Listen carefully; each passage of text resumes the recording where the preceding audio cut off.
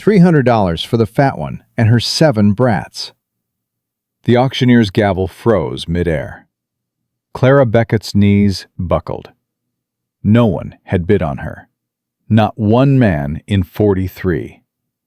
They had called her worthless, undesirable, a burden no sane man would carry. The territorial officer already held papers to scatter her children across the frontier like dead leaves. Then a stranger's voice cut through the January wind. A man stepped forward from the shadows. And Clara realized that sometimes the most dangerous man in the room is the only one willing to save you. If you want to know what happens next, subscribe to my channel and follow Clara's journey to the very end. Drop a comment telling me which city you're watching from. I want to see how far this story travels. The gavel came down hard. Sold. Lot 22, 1 mare, $40. Clara Beckett flinched at the sound. Wood against wood, sharp as a gunshot. In 3 minutes, that gavel would fall for her. She pulled her children closer. 7 bodies pressed against hers like they could burrow inside her skin and hide there. The January wind tore through Silver Bend's town square, biting through her worn wool coat, through her patched dress, straight down to bone. "Mama," Grace tugged her sleeve. "I'm cold." "I know, baby." "Mama," Hope, Grace's twin, started crying. "I want to go home." Home. Clara almost laughed. They had no home. Not anymore. "Hush now." She knelt in the frozen mud, pulling both 4-year-olds against her chest. "We're gonna be fine. You hear me? We're gonna be just fine." She did not believe it. But mothers lie to their children. That is what love looks like sometimes. The auction platform stood 6 feet above the crowd. Wooden planks, rough and splintered. Clara had splinters in her palms from gripping the railing. She did not feel them anymore. She did not feel much of anything, except the cold and the fear. 43 men had walked past her today. 43. She had counted. Every single one. Some had laughed. Some had sneered. Most just looked away like she was something shameful, something they did not want to see. "Too fat," one had said loud enough for everyone to hear. "7 kids," another had whistled low. "Might as well buy a plague." "Who'd want that? She'd eat you out of house and home." Clara had not cried. She had stopped crying 3 years ago, when Samuel died and left her with nothing but debt and 7 hungry mouths. Tears were a luxury. Tears did not feed children. "Lot 23, the auctioneer's voice rang out. Harold Finch, thin as a rail, spectacles perched on his nose, fingers stained with ink. He had not looked at Clara once. "Clara Josephine Beckett, widow, 34 years, 7 children ages 4 to 14. A murmur rolled through the crowd. Not pity, something uglier. "Opening bid," Finch continued, $75. Includes all passage fees and provisional custody of minor children. Silence. Clara lifted her chin. Beside her, Abigail gripped her hand hard enough to hurt. 14 years old and already wearing the face of a woman who had seen too much. "Mama," Abigail's voice cracked. "Nobody's bidding." "I know." "What do we do?" Clara squeezed her daughter's fingers. "We wait." "For what?" She had no answer. Benjamin stepped forward, his 12-year-old body rigid with fury. "I could work," he said through clenched teeth. "I could find a job in the mines. We don't need some stranger to—" "Ben," Clara's voice cut sharp. "Not now." "But Mama," "I said not now." He fell silent, but his fists stayed clenched at his sides, and his jaw trembled with rage he was too young to understand. Charlotte pressed against her brother. 10 years old, red hair wild beneath her bonnet, eyes blazing. If anyone tries to take us, she whispered, I'll bite him. Despite everything, Clara felt her mouth twitch. That's my girl. $60. Finch dropped the price. Surely someone needs a capable housekeeper. Nothing. Daniel started crying. 8 years old, thin as a reed, his father's brown eyes too big for his pale face. Mama, they don't want us. Danny, nobody wants us. His voice rose, cracking. We're going to get split up. I heard them say it. They're going to take us away. Daniel. Clara grabbed his shoulders, making him look at her. Listen to me. Whatever happens today, you are my son. You will always be my son. No piece of paper changes that. You understand? He nodded, tears streaming down his cheeks.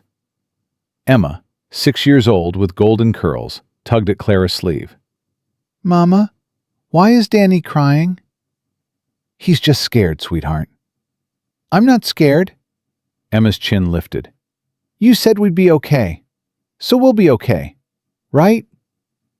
God, this child.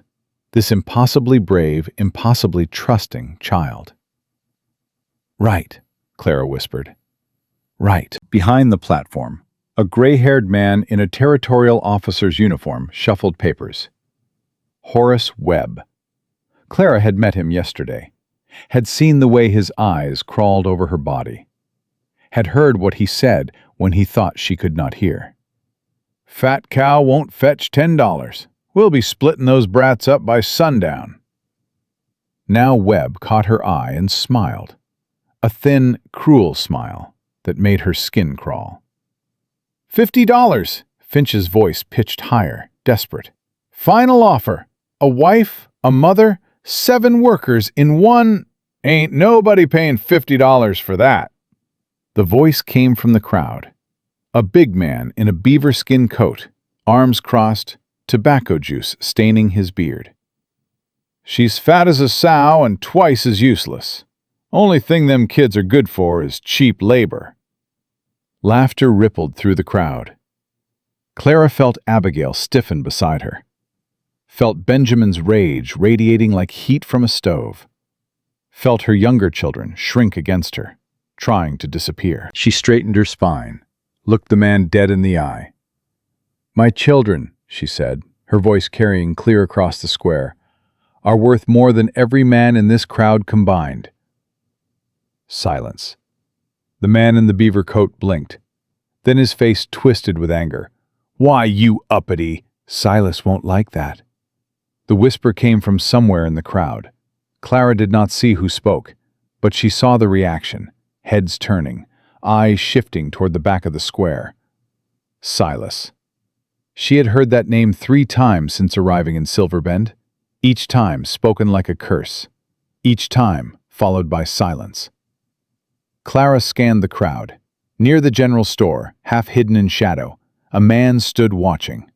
Tall, dark coat, face she could not quite see, but she felt his eyes on her. Heavy, hungry. A chill ran down her spine that had nothing to do with the cold. Going once, Finch called weakly. Clara's heart slammed against her ribs. Going twice, Abigail made a sound, a small, wounded animal sound. Gone. $300. The voice came from nowhere and everywhere, deep as thunder, rough as gravel. Every head in the square turned. A man walked forward from the far edge of the crowd. Not the shadow near the store. Someone else. Someone Clara had not noticed before. He was tall, broad through the shoulders, dressed in buckskin and worn leather, a fur-lined coat hanging open despite the cold. Dark hair fell past his collar, streaked with gray. His face looked like it had been carved from granite, hard jaw, sharp cheekbones, a thin scar running from his left eye to his cheekbone. But it was his eyes that stopped Clara's breath. Gray, pale gray, like winter sky before a storm. And they were fixed on her. The crowd parted for him like water around a stone. Nobody touched him. Nobody spoke to him. They just moved aside, watching with eyes that held fear and something else. Recognition. "Did he say 300?" Finch's voice cracked. Sir, did you say— "You heard me." The man stopped at the base of the platform. His voice carried no warmth, but no cruelty either. Just fact. $300 gold, for the woman and all 7 children. A gasp rippled through the crowd. "That's—" Finch swallowed hard. "That's 4 times the asking price." "I know what it is." Webb pushed forward, his face red. "Now hold on. There are procedures." "Then follow them." The stranger reached into his coat and pulled out a leather pouch. The coins inside clinked heavily. 300 in gold. Count it if you want, but count fast. Storm's coming, and I don't intend to be here when it hits. Clara stared at him. This stranger who had just paid a fortune for a woman the whole town called worthless. "Who are you?" The words came out before she could stop them. The man looked up at her. Those gray eyes held hers without flinching. "Name's Stone," he said. "Nathaniel Stone. Folks call me Nate." Behind Clara, Benjamin sucked in a breath. "Stone? The mountain man?" The stranger's mouth twitched, not quite a smile. "That what they call me?" "They say you killed—" Benjamin stopped when Clara squeezed his arm hard. Nate's expression did not change. "They say a lot of things." "Are they true?" Clara asked. "Some." He held her gaze. "I don't lie about what I am, ma'am. But I don't hurt women. I don't hurt children. And I keep my word." Clara felt her children pressing against her, felt their fear, their confusion, their desperate, fragile hope. "Why?" she asked.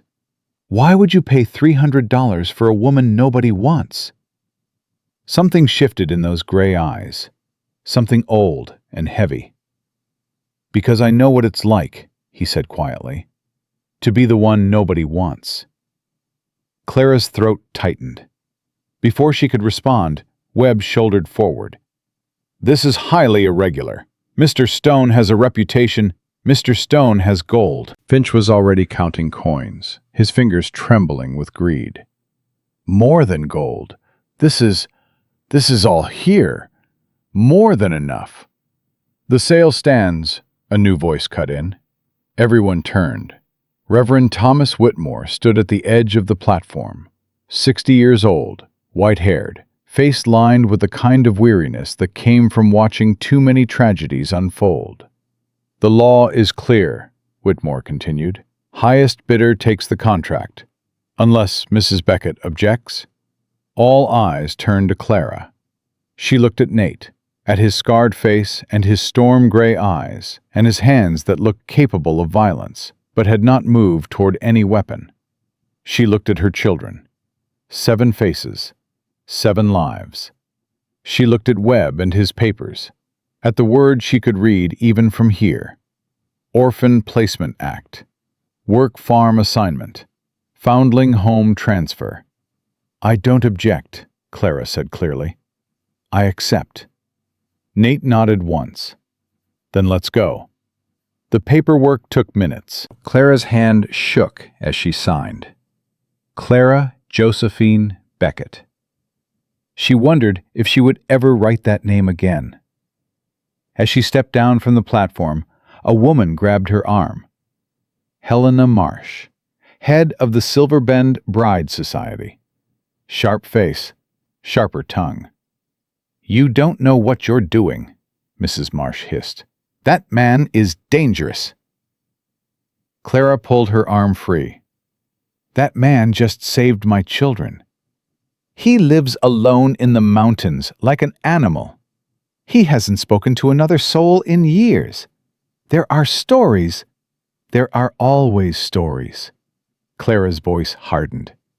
"People told stories about me, too. That I was lazy, that I was worthless, that my children were burdens.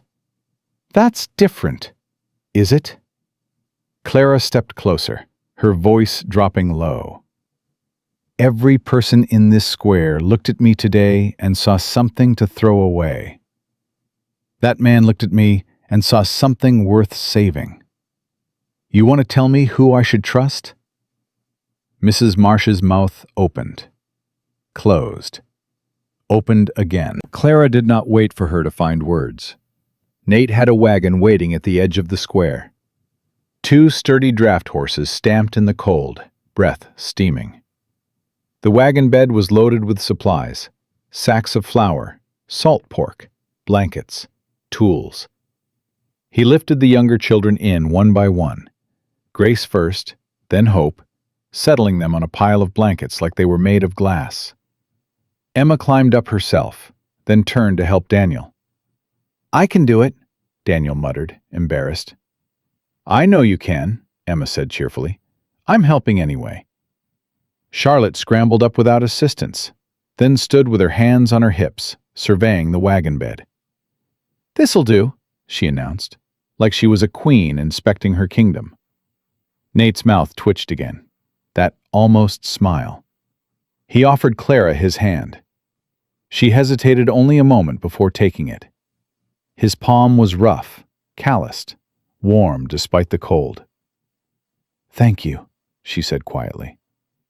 "Don't thank me yet." He helped her onto the wagon seat. "It's a 2-day ride, hard country, and I don't make promises I can't keep." "Neither do I." He looked at her. Something flickered in those gray eyes. Surprise, maybe. Or respect. "Mama?" Abigail's voice came from the wagon bed. "There's a man watching us." Clara turned. Near the general store, the shadow she had noticed before had moved into the light. Silas Crow. She knew it without being told. Knew it from the way people avoided looking at him. From the way the air seemed colder where he stood. From the smile that curved his lips. A smile that did not reach his dark, dark eyes. He was handsome in a way that made her skin crawl. Dark hair slicked back. Fine coat despite the weather. A gold watch chain glinting at his vest. He tipped his hat to her, a mockery of courtesy. "Mrs. Stone," he called across the square. "Congratulations on your marriage." Clara felt Nate stiffen beside her. "Crow," Nate's voice went flat, dangerous. "We're leaving." "So I see." Silas walked closer, hands in his pockets, that terrible smile never wavering. $300. That's quite an investment for... Well, his eyes slid over Clara. For damaged goods. Benjamin lunged forward in the wagon bed. "You take that back." Clara grabbed his arm. "Ben, no." "But Mama, I know what he said." She kept her voice steady. "And it doesn't matter." Silas laughed softly. "Loyal children. That's good. Loyalty is valuable." His eyes moved to Abigail. Lingered there. Clara stepped between them, blocking his view. "My children are not for sale." "Everything's for sale, Mrs. Stone." Silas's smile widened. "It's just a matter of finding the right price." Nate climbed onto the wagon seat. His hand rested on the rifle beside him. Casual. But Clara saw his knuckles go white. "Walk away, Crow." "Or what?" Silas spread his hands. "You'll shoot me? In front of all these good people?" "I'll do what needs doing." Nate picked up the reins. Same as always. For a long moment, nobody moved. The wind howled through the square. The crowd watched in silence. Then Silas stepped back, that smile never fading. "Safe travels, Mrs. Stone. I'm sure we'll meet again." He turned and walked away. The crowd parted for him like they had parted for Nate, but differently. With Nate, it had been wariness. With Silas, it was fear. Clara let out a breath she did not know she had been holding. Nate snapped the reins. The horses lurched forward. Silverbend fell away behind them. Clara did not look back. For 10 minutes, neither of them spoke. The wagon creaked. The horses' hooves crunched through frozen mud. The children whispered among themselves in the wagon bed. "Who is he?" Clara finally asked. "Silas Crow." Nate's jaw tightened. "A man who takes what he wants and hurts anyone who gets in his way." "What does he want?" "Power, money, women." Nate's hands flexed on the reins. "He owns half this territory through fear and debt, runs saloons, gambling halls, other businesses I won't name with children listening." Clara's stomach turned. He was looking at Abigail. "I know. Will he come after us?" Nate was quiet for a long moment. When he spoke, his voice was hard as iron. "Probably." Clara felt ice spread through her chest. "Then why did you bring us out here? Why not stay in town where there are people, witnesses?" "Because witnesses didn't stop him before." Nate looked at her. "And because my land is the only place in this territory he doesn't control." "How is that possible?" "Because he learned a long time ago that coming onto my property costs more than it's worth." Clara studied his profile, the hard set of his jaw, the scars on his face and hands, the way he held himself like a man who expected violence and was ready to meet it. "What happened?" she asked quietly. "Between you and him?" Nate did not answer for a long time. The wagon rolled on. The mountains grew closer. "He wanted something of mine," Nate finally said. "I didn't let him take it." "What did he want?" "Doesn't matter now." His voice closed the subject. "What matters is he knows better than to follow me home." Clara wanted to push, wanted answers, but something in his face stopped her. Instead, she turned to check on her children. They had arranged themselves in the wagon bed like a small army, Abigail in the center, Grace and Hope on her lap, Benjamin and Charlotte flanking them like guards. Daniel pressed against his sisters, pale but no longer crying. Emma sat at the tailgate, legs dangling, watching the road behind them. "Emma," Clara called, "sit properly, please." "I'm watching for bad men," Emma said cheerfully. "There are no bad men behind us." "Not yet," Emma grinned. "But if they come, I'll see 'em first." Charlotte snorted. "What are you going to do? Throw your bonnet at 'em?" "I'll throw rocks." "You can't throw worth beans." "Can too." "Cannot." "Girls." Clara's voice carried a warning. Both fell silent, for about 3 seconds. "I can throw better than Ben," Emma muttered. "Cannot." "Can too. Remember when—" "Enough!" Nate's voice cut through the argument. Not harsh, but firm. "Save your energy. You'll need it." The children went quiet, staring at this stranger who had bought their mother with gold coins and was now taking them into the mountains. Daniel spoke first, small voice, trembling. "Sir, where are we going?" Nate glanced back at him. "My homestead, 2 days north." "Is it nice?" "It's safe." "But is it nice?" Something shifted in Nate's face, almost soft. "It's home. That's better than nice." Daniel considered this, then nodded slowly. Hope started crying again. Grace joined her, as always. The twins did everything together, laughing, crying, sleeping. Clara had never been able to tell if it was comforting or concerning. "Mama," Grace reached for her. "I want up." Clara climbed into the wagon bed and gathered both twins in her lap. They burrowed against her immediately, small and warm and terrified. "Shh," she murmured. "Shh, we're safe now." "The scary man," Hope whimpered. "He looked at Abby mean." Clara's arms tightened around them.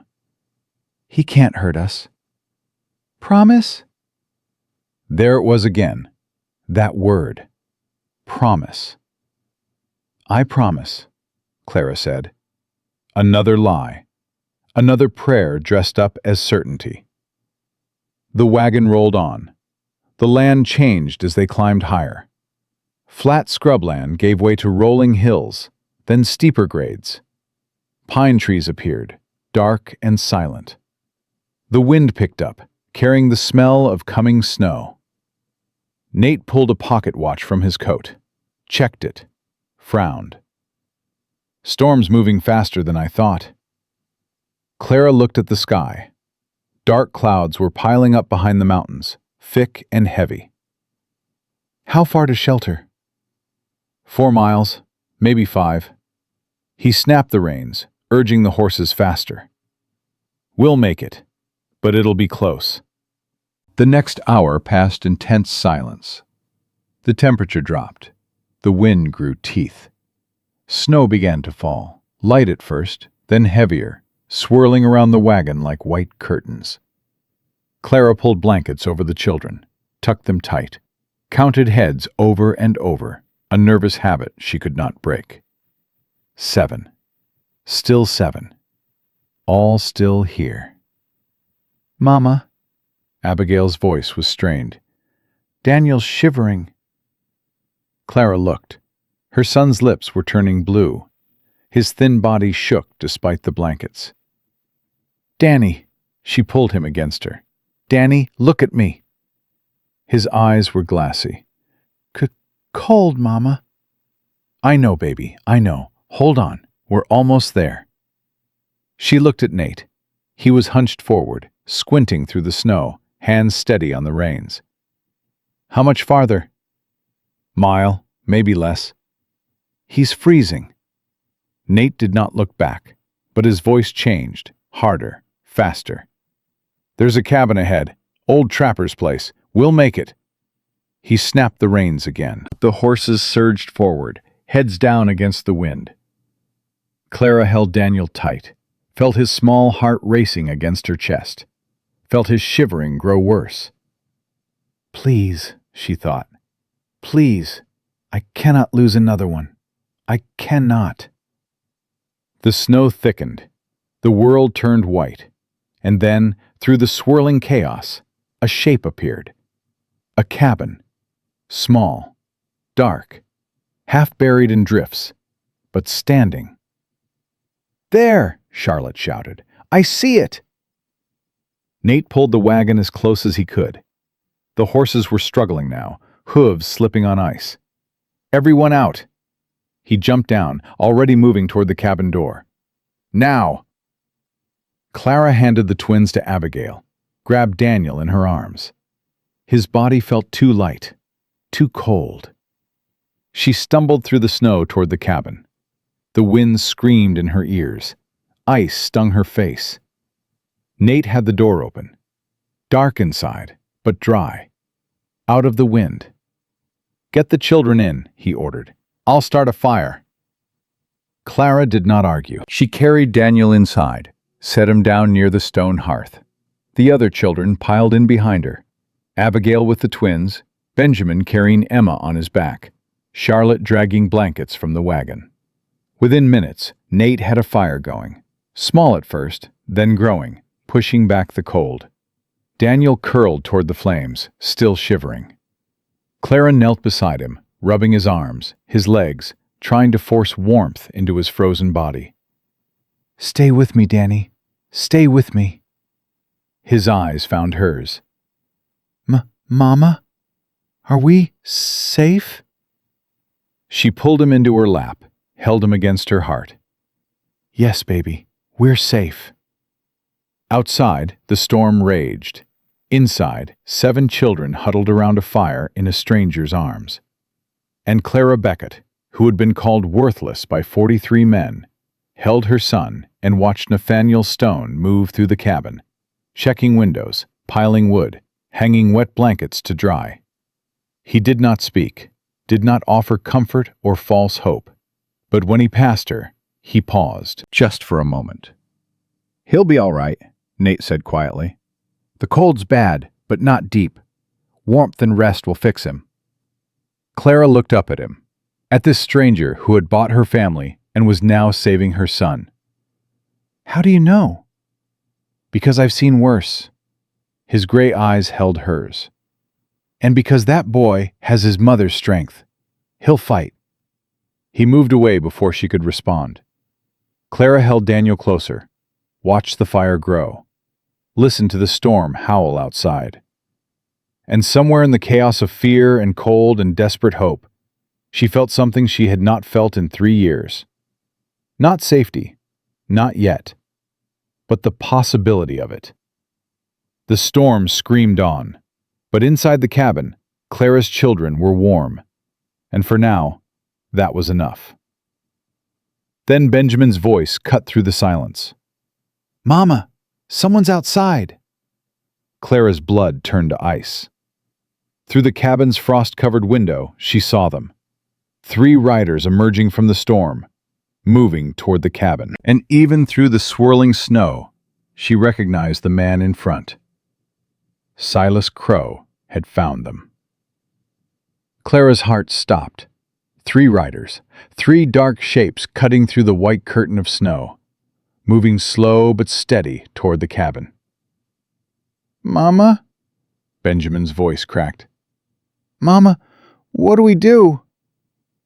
Clara did not answer. Her eyes found Nate across the cabin. He was already moving, rifle in hand, face carved from stone. "Get the children away from the windows," he said quietly. "All of them. Now." Clara's body moved before her mind caught up. She gathered Daniel in her arms, still weak, but warming. "Abigail, take your brothers and sisters to the back corner, behind the woodpile." "But, Mama—" "Now, Abby." Abigail's face went pale, but she obeyed. She grabbed Hope and Grace, one twin on each hip, and herded the others toward the darkest corner of the cabin. Benjamin tried to resist.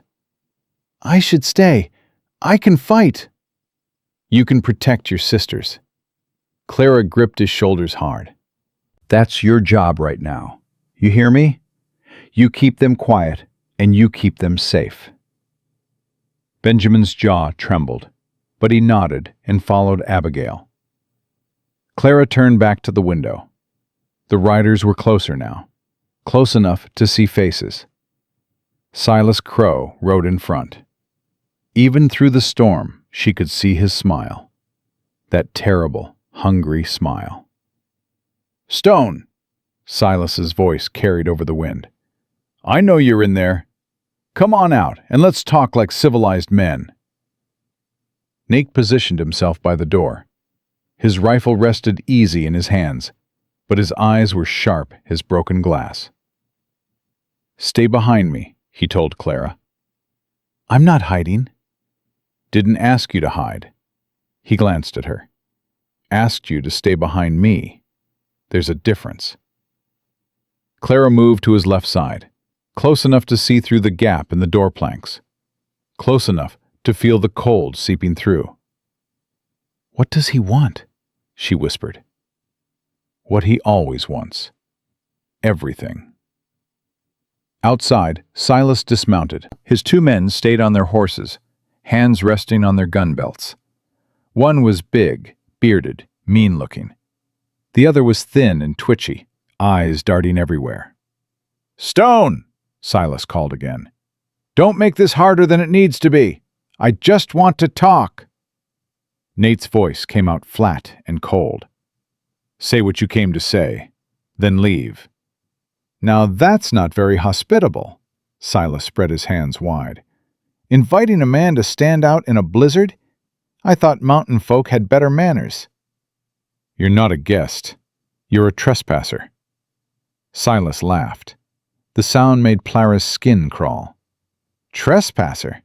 This ain't your land, Stone. This is territorial property. Public cabin. I got as much right to shelter here as you do." He took a step closer. Nate raised the rifle. "That's far enough." Silas stopped. His smile did not waver, but something flickered in his dark eyes. Calculation. Assessment. "You won't shoot me," he said. "Not in front of all those children." What kind of example would that set? The kind that keeps them alive. Behind Clara, she heard Hope whimper.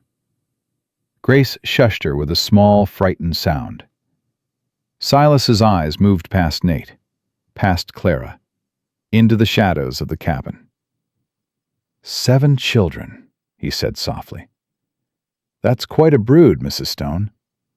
Must be hard, keeping them all fed, all warm, all safe.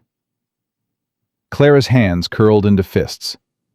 My children are none of your concern. Oh, but they are. Silas took another step. Nate's finger tightened on the trigger, but Silas stopped just at the edge of shooting distance. See, I'm a businessman, and I see opportunity everywhere I look. Those boys of yours, they're strong. They could work my mines. Good wages, honest labor. No. And those girls, his eyes gleamed. Pretty things, especially the oldest. What's her name? Abigail? Clara moved before she could stop herself.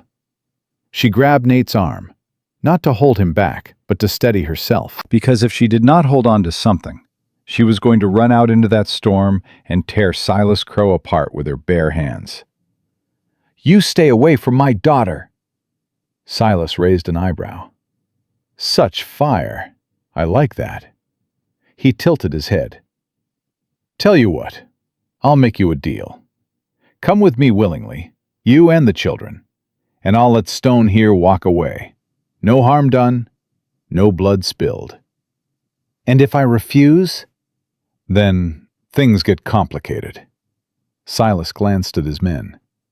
See, I've got 2 guns behind me. More back in town. Stone's good, I'll grant him that. But he's not that good. And even if he is, he shrugged, bullets don't care about skill. They just care about numbers. Nate's voice cut through the tension like a blade. You're forgetting something, Crow. Oh? What's that? I don't have to be good enough to beat all of you. Nate's eyes locked onto Silas. Cold. Certain. I just have to be good enough to kill you first. For the first time, Silas's smile faltered. You'd die, he said, right after.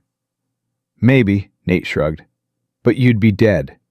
And dead men don't collect debts, don't run businesses, don't hurt women and children.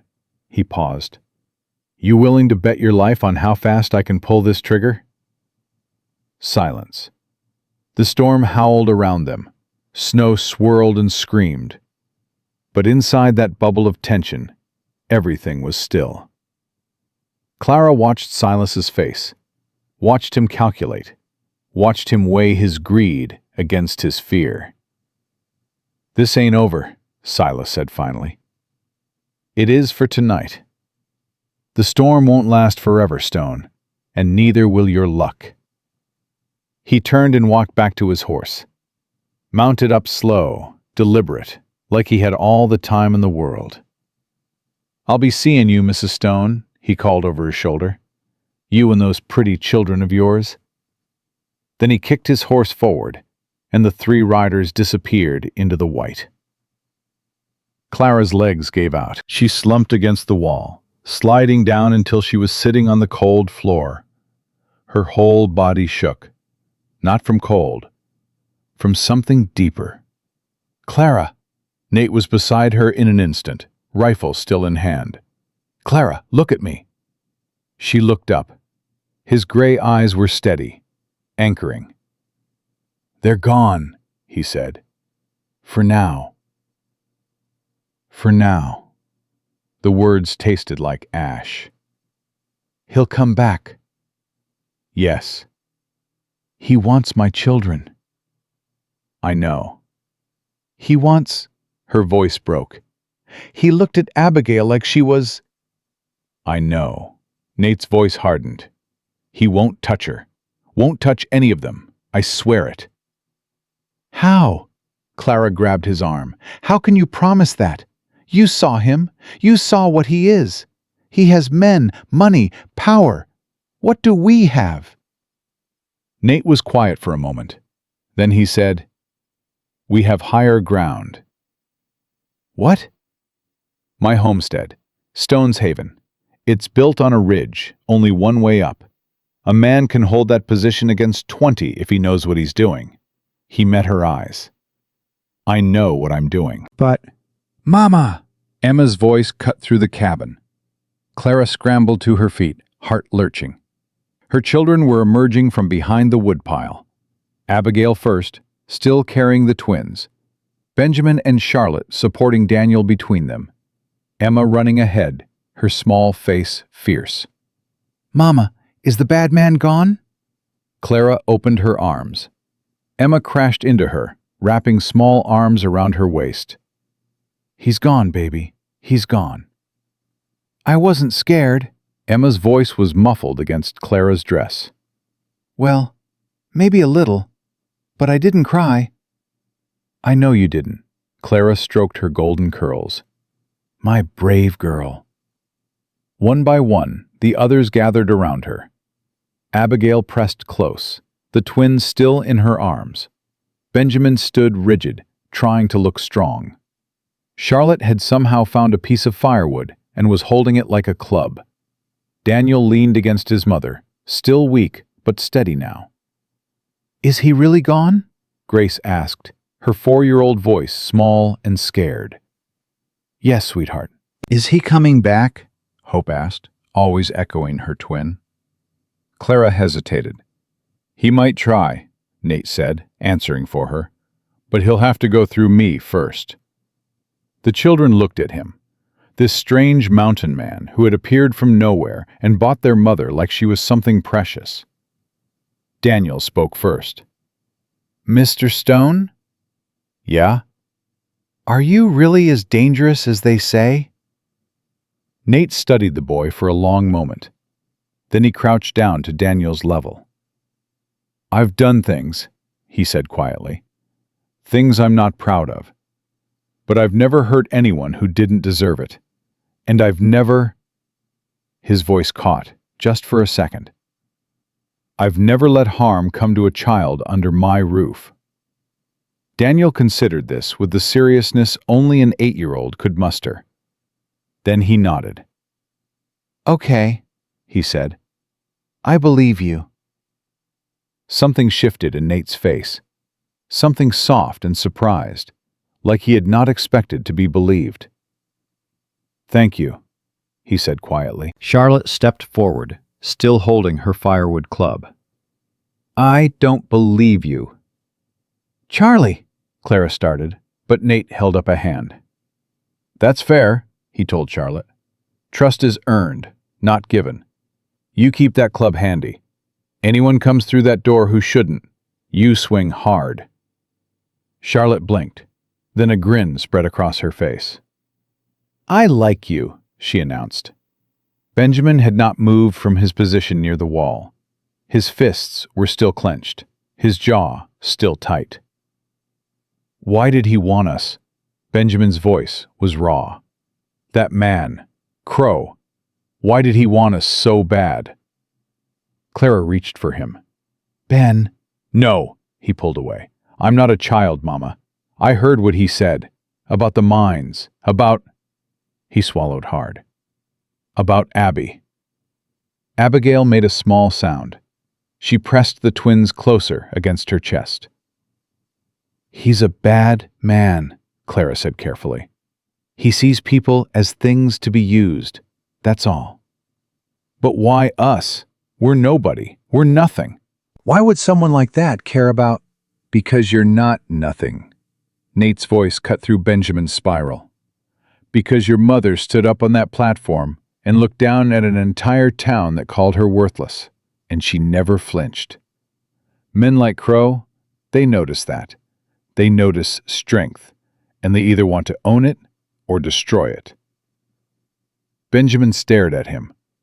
So, we're in danger because Mama's strong? You're in danger because evil men exist. Nate stood up. But you'll survive because your mother's strong, and because I won't let anything happen to this family. Why? Benjamin demanded. Why do you care? You don't know us. You bought Mama like she was a horse at auction. Why should we trust you? Ben, Clara's voice sharpened. That's enough. No, Mama, I want to know. Why did he pay $300 for us? Nobody does something like that for nothing. What does he want? The cabin fell silent. Clara looked at Nate. He stood still, shoulders rigid, face unreadable. Tell him, she said quietly. Tell all of them. They deserve to know. Nate was quiet for a long moment. Then he moved to the fire, adding another log, his back to the room. 8 years ago, he said finally, I had a family. A wife named Sarah, a daughter named Mary. She was 3 years old when the fever took her. It took Sarah too. 3 days. That's all it took to destroy everything I loved. No one spoke. I came west to die, Nate continued. Built that homestead thinking I'd work myself into the grave. But the body's stubborn. It keeps going even when the heart wants to stop. He turned to face them. I spent 8 years alone. 8 years of silence. 8 years of wondering why I was still breathing when they weren't. His gray eyes found Clara's. Then I saw you on that platform. A woman, holding her children together while the whole world tried to tear them apart. A woman who didn't break even when they called her worthless. And I thought, he paused. I thought maybe there was a reason I was still here. Clara felt tears burning in her eyes. She blinked them back. You wanted to save us, she whispered. I wanted to matter to someone again. His voice was rough. I wanted to protect something worth protecting. I don't expect love. I don't expect trust. He shook his head. I just wanted to stop being dead inside. Abigail was crying now, silent tears rolling down her cheeks. The twins pressed closer against her, confused but quiet. Benjamin's fists slowly unclenched. You lost your daughter, he said, his voice different now, softer.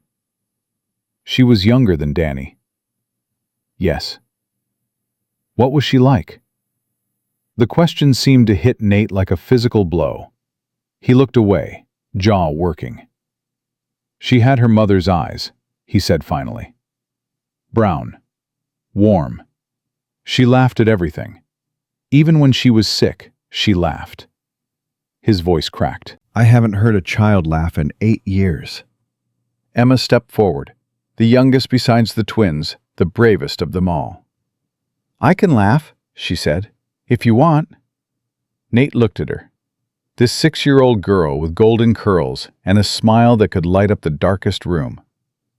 I don't, he started. Emma didn't wait. She giggled, loud and bright and completely ridiculous given the circumstances. Charlotte snorted. That's not a real laugh. This is a real laugh. She started cackling like a chicken being chased. That's terrible, Benjamin said, and despite himself, he cracked a smile.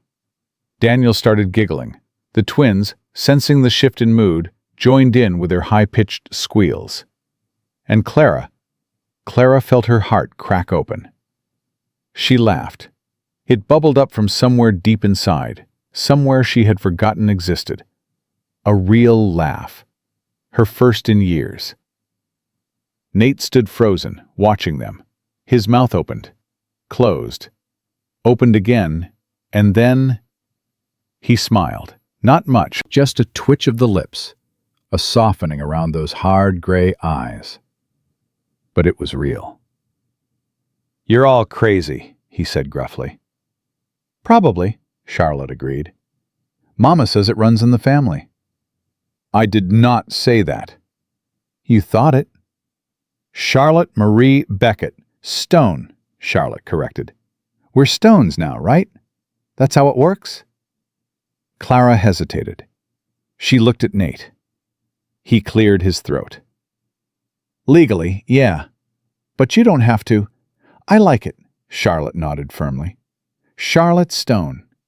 Sounds like someone who'd punch a bad guy. It sounds like trouble, Benjamin muttered.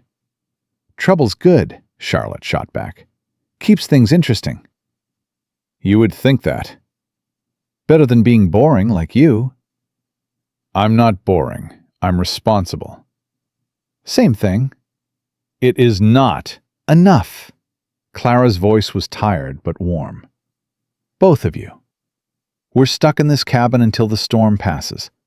We might as well not kill each other. The children settled, still bickering in low voices, but no longer sharp with fear. Clara watched them arrange themselves around the fire. Abigail finding a corner to rest with the twins. Benjamin checking the woodpile. Charlotte teaching Emma how to properly hold her club.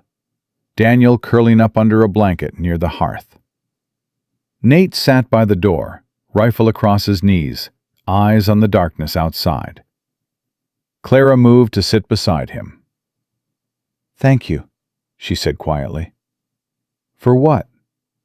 For telling them. For being honest. He shrugged. They deserved the truth. They deserved a choice, and you gave them one. He looked at her. In the firelight, his face was all harsh angles and deep shadows. But his eyes, those gray eyes, were soft. You're stronger than you know, he said. All of you. We've had to be. That's not the same thing. He shook his head. Having to be strong is survival. Choosing to stay strong when you could break, that's something else. That's courage. Clara felt warmth spread through her chest. You're not what I expected. What did you expect? A monster. That's what they said you were. A killer. A madman who lived in the mountains because civilized folk couldn't stand him. Some of that's true. Which parts? He was quiet for a long moment. I killed men in the war.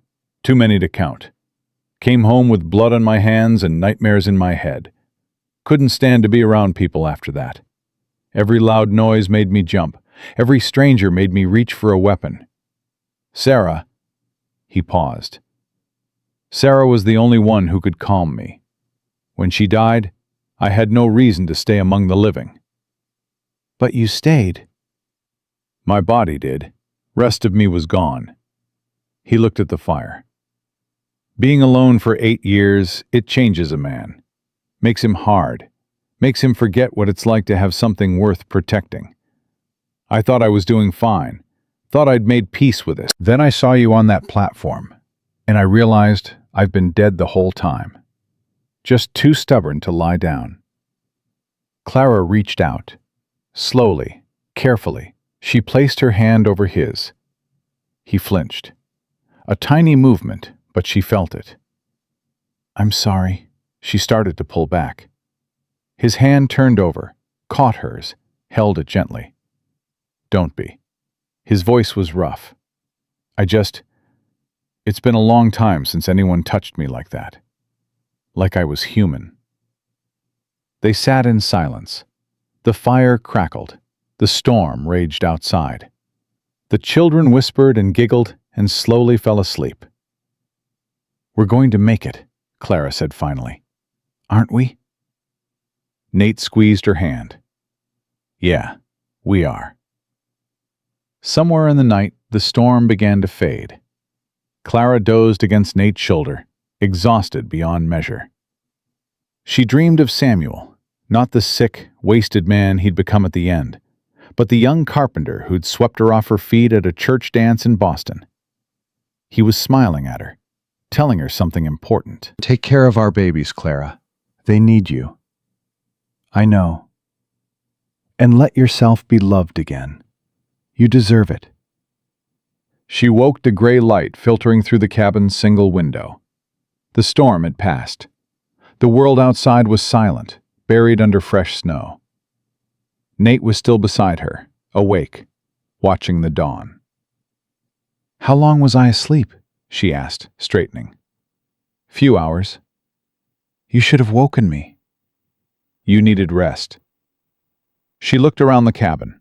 Her children were scattered across the floor, bundled in blankets, sleeping soundly. Even Benjamin, who always had trouble sleeping, was curled up near the woodpile, mouth open, drool pooling on his sleeve. "They look peaceful," she said. "First time they felt safe in a while, I reckon." Clara watched them breathe. In and out. In and out. 7 lives depending on her. 7 hearts she would die to protect. "What happens now?" she asked. "Now we dig out, check the horses, get back on the road." Nate stood, stretching muscles stiff from a night on hard ground. "My homestead's still a day away. We should make it before nightfall if the weather holds." "And Silas?" Nate's face hardened. "He'll lick his wounds for now. Man like that doesn't like being challenged. He'll want revenge." "How long do we have?" "Week, maybe.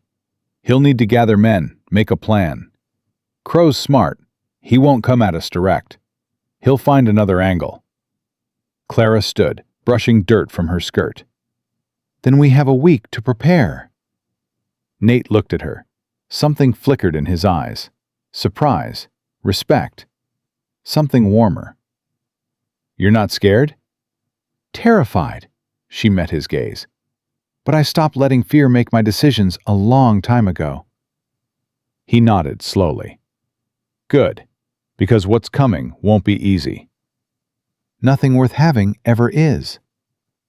They woke the children one by one. Abigail first, who immediately started checking on her siblings. Then Benjamin, grumpy and sore, but determined. Charlotte bounced up like she'd slept in a feather bed, ready to conquer the world. Daniel coughed a few times, but seemed stronger than yesterday. Emma helped the twins get untangled from their blankets, bossing them with cheerful authority. "Mama?" Grace tugged at Clara's hand. "I'm hungry." "Me too," Hope echoed. "I know, babies. We'll eat soon." Nate produced hardtack and dried beef from his supplies. Not much, but enough. The children ate without complaint, a luxury they had learned never to expect. "Mr. Stone?" Daniel's voice was quiet. "Yeah? Is your house big?" "Big enough." "Will we all have beds?" Nate paused, considering. "There's 2 rooms, my room and a main room. We'll figure out sleeping arrangements when we get there." "Will we have to share?" Charlotte made a face. "I don't want to share with Emma. She kicks." "I do not." "You do too. You kicked me right in the stomach last week." "That was an accident." "Girls," Clara's voice carried warning. Nate's mouth twitched. "You might have to share for a while, but I can build more rooms. Cabin's got space to expand." "You can build things?" Benjamin asked, interested despite himself. "Built the whole homestead myself. Cabin, barn, fences, everything." "Could you teach me?" The question hung in the air. Clara held her breath. Nate looked at Benjamin, at this 12-year-old boy trying so hard to be a man. "If you want to learn," he said finally, "I'll teach you." Benjamin's face changed. The hostility, the suspicion, the fear. It didn't disappear. But something else pushed through. Something like hope. "I want to learn," he said. "Then we'll start when we get home." Home. The word echoed through the cabin. Clara gathered her children. One by one she checked them, smoothing hair, adjusting coats, counting fingers and toes like she had when they were newborns. 7. All 7. Still here. "Ready?" Nate asked from the door. Clara looked at him, at this scarred, silent man who had bought her for $300 and was now leading her into the wilderness. "Ready," she said. They stepped out into the new-fallen snow. The world was white and silent. Trees heavy with frost. Mountains rising in the distance like giants keeping watch. The wagon had survived the night, buried but intact. Nate dug it out while Benjamin helped with the horses. Charlotte threw snowballs at Daniel until Clara made her stop. Emma built a tiny snowman while the twins watched with wide eyes. "Mama?" Abigail appeared at her side, voice low. "Can I talk to you?" Clara stepped away from the others. "What is it, sweetheart?" Abigail's face was pale, her hands twisted together in her threadbare gloves. "That man, Crow, he looked at me like—" She stopped, swallowed. "Like Papa's boss used to look at me, before Papa died." Clara's blood turned to ice. "What did Papa's boss do?" "Nothing." Papa caught him staring, and we left that job the next week. But Mama, the way Crow looked at me, it was the same. Like I was something to eat. Clara pulled her daughter close, held her tight, felt the trembling in that too-thin body. "Listen to me," she said fiercely. "That man will never touch you. Never. Do you understand? I will burn down the entire territory before I let him anywhere near you." "But what if—" "There is no what if." Clara pulled back, gripping Abigail's shoulders. "You are my daughter, my firstborn. I carried you under my heart for 9 months, and I have loved you every single day since. No man, not Crow, not anyone, will ever take you from me. I swear it on your father's grave." Abigail's eyes filled with tears. "I'm scared, Mama." "I know, baby. I'm scared too. But we're going to get through this. Together." "You promise?" There it was again, that word. Promise. Clara had promised Daniel they would be safe. Had promised Emma everything would be okay. Had promised Hope and Grace that the bad man was gone. Lies, all of them. Prayers dressed up as certainty. But this one felt different. "I promise," Clara said, and this time she meant it. The wagon rolled north through the frozen landscape. Clara sat on the seat beside Nate, watching the mountains grow closer. Behind them, the children huddled under blankets, exhausted, but alive. "Thank you," Clara said quietly. Nate glanced at her. "For what?" "For everything," she paused. "For being the man who stepped forward when everyone else walked away." He was silent for a long moment. The horses plodded on, breath steaming in the cold air. "I should be thanking you," he said finally. "Me? For what?" "For saying yes." He looked at her then, those gray eyes unguarded for once. "For trusting a stranger with your children's lives. For giving me a reason to be alive." Clara felt her heart squeeze. "We're not there yet," she said softly. "We've got a long way to go." "I know," he turned back to the road. "But for the first time in 8 years, I want to get there. That's something." The wagon rolled on. Behind them, Silver Bend disappeared into the snow. Ahead, the mountains waited. And somewhere in between, Clara Beckett began to imagine a future she had never let herself dream of. A home. A family.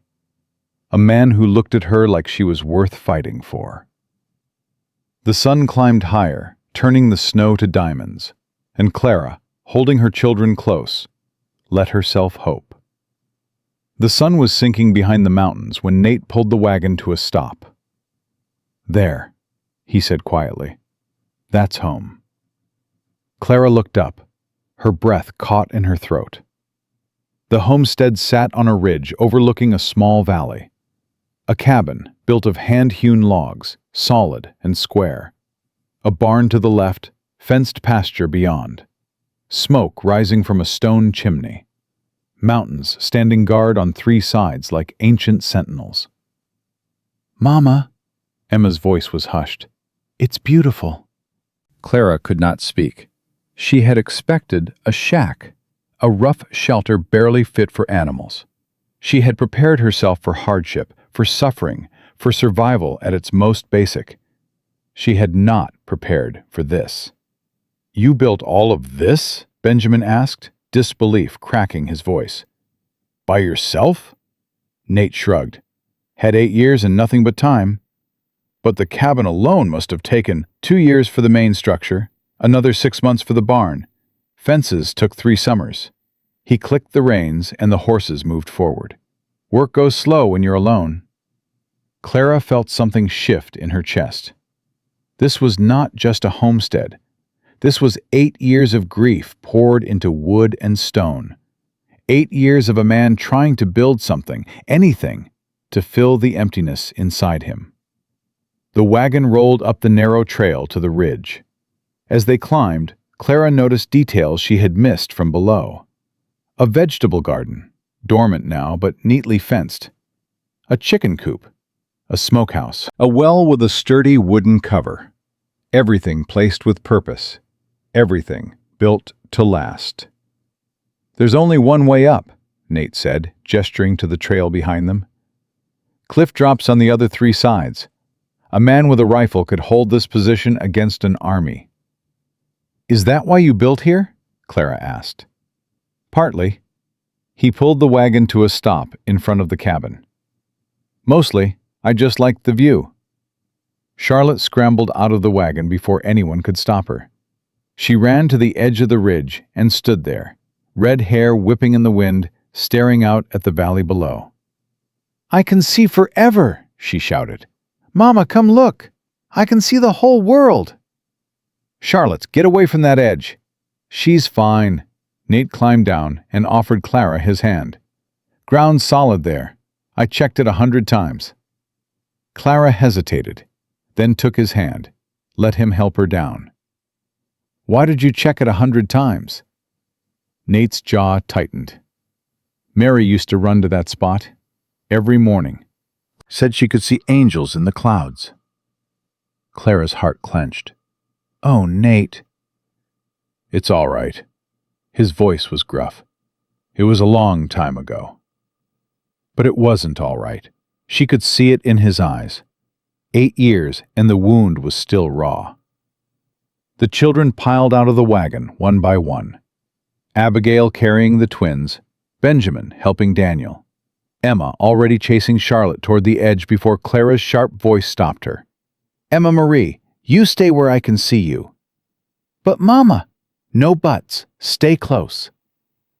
Nate moved to the cabin door. He paused with his hand on the latch. "It's not much," he said. "Been living alone a long time. Probably doesn't look like a place fit for children." "Let us be the judge of that," Clara said. He pushed open the door. The inside was dim, lit only by the fading sunlight through 2 small windows. Clara stepped in, letting her eyes adjust. A stone fireplace dominated one wall, cold now but clean. A rough-hewn table with 2 chairs, a bed in the corner, neatly made with a worn quilt. Shelves lined with supplies, flour, salt, dried beans. Hooks on the wall holding tools, a coat, a spare rifle. Everything was clean. Everything was ordered. Everything was lonely. "Like I said," Nate muttered, "not much." Clara walked to the center of the room, turned slowly, taking it all in. "It's perfect," she said. Nate blinked. "What?" "It's solid. It's warm. It's safe." She met his eyes. "After everything we've been through, that's all that matters." "But there's only one bed. Only 2 chairs. I don't have—" "We'll manage." Clara turned to her children, crowding in the doorway. "We've slept on factory floors. We've gone weeks without chairs. This is a palace compared to where we've been." Benjamin looked around, his face unreadable. "Where will we all sleep?" "We'll figure it out." Clara started rolling up her sleeves. "First, we need a fire, then food, then we'll worry about beds." Nate stood frozen, watching her move through his cabin like she belonged there, like she had always belonged there. "I can start the fire," he said finally. "Good. Abigail, help me with the supplies. Benjamin, bring in the blankets from the wagon. Charlotte and Emma, you're on water duty. There's a well outside. Daniel, you sit by the fire and rest. You're still recovering." "But Mama, I want to help." "You are helping. You're getting strong so you can help more tomorrow." Within an hour, the cabin had transformed. A fire roared in the hearth, casting warm light across the room. The table was covered with supplies being sorted and organized. Children's voices filled the space, bickering, laughing, asking questions. Nate stood by the door, watching like a man who had wandered into someone else's dream. "Mr. Stone?" Grace tugged at his pants leg. "Are you okay?" He looked down at the 4-year-old. Her gray eyes, so like his own, stared up at him with concern. I'm fine, he said gruffly. You look scared. "I'm not scared. My mama says it's okay to be scared sometimes." Grace tilted her head. "She says being scared just means you care about something." Nate crouched down to her level. "Your mama's a smart woman." "I know," Grace smiled. "Are you going to be our new papa?" The question hit Nate like a punch to the gut. He stopped, looked at Clara across the room. She had frozen, her hand still on a sack of flour, her eyes on him. "I don't know," Nate said honestly. "That's up to your mama." Grace considered this. "Okay, but I hope you are. You have nice eyes." She skipped away to join her twin, leaving Nate crouched on the floor, struggling to remember how to breathe. Clara appeared beside him. "Sorry about that. Grace says whatever comes into her head." "It's fine," he stood slowly. She's a good kid." "They all are," Clara paused. "She's right, though. You do have nice eyes." Nate felt heat crawl up his neck. I should check on the horses." He fled before Clara could respond. Outside, the cold air hit him like a slap. He leaned against the barn door, pressing his palms against the rough wood, forcing himself to breathe. 8 years. 8 years alone, and now his cabin was full of children, full of laughter, full of life. He didn't know if he could do this. He didn't know if he could bear to lose it again. "You all right?" He turned.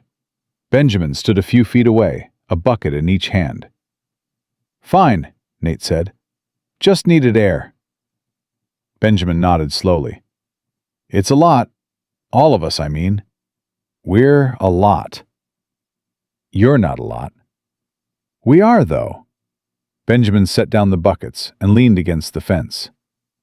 7 kids. Mama with no husband.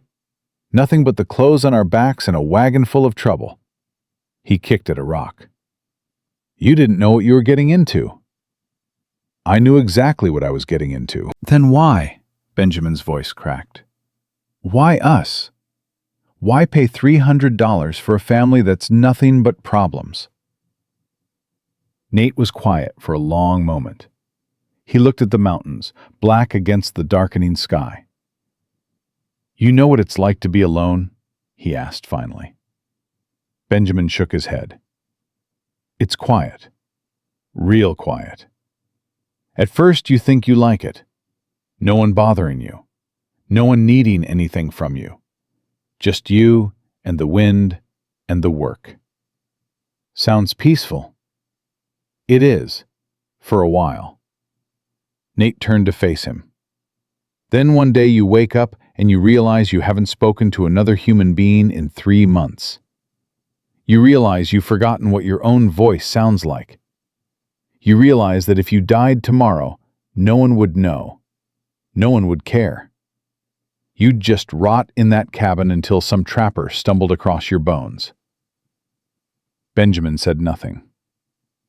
That's not peace, Nate continued. That's death.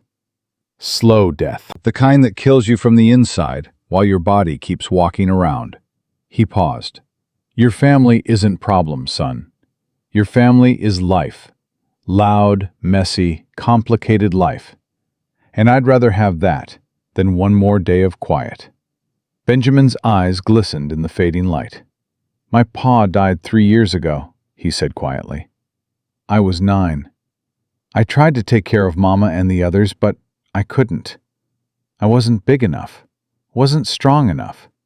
I watched them go hungry because I couldn't find work. Watched Mama sell everything we owned just to keep us fed. His voice broke. I'm supposed to be the man of the family, and I failed. You didn't fail. I did. If I'd been stronger... Benjamin, Nate stepped forward, gripping the boy's shoulder. You were 9 years old. 9. And you tried to carry a burden that grown men couldn't handle. That's not failure. That's courage. But I couldn't. Listen to me. Nate's voice was fierce. You kept going. That's what matters. You didn't give up. You didn't abandon your family. You stayed and you fought. And you're still fighting. That makes you more of a man than half the fools in that town who walked past your mother. Benjamin's tears spilled over. He didn't try to hide them. I don't know how to stop being scared, he whispered.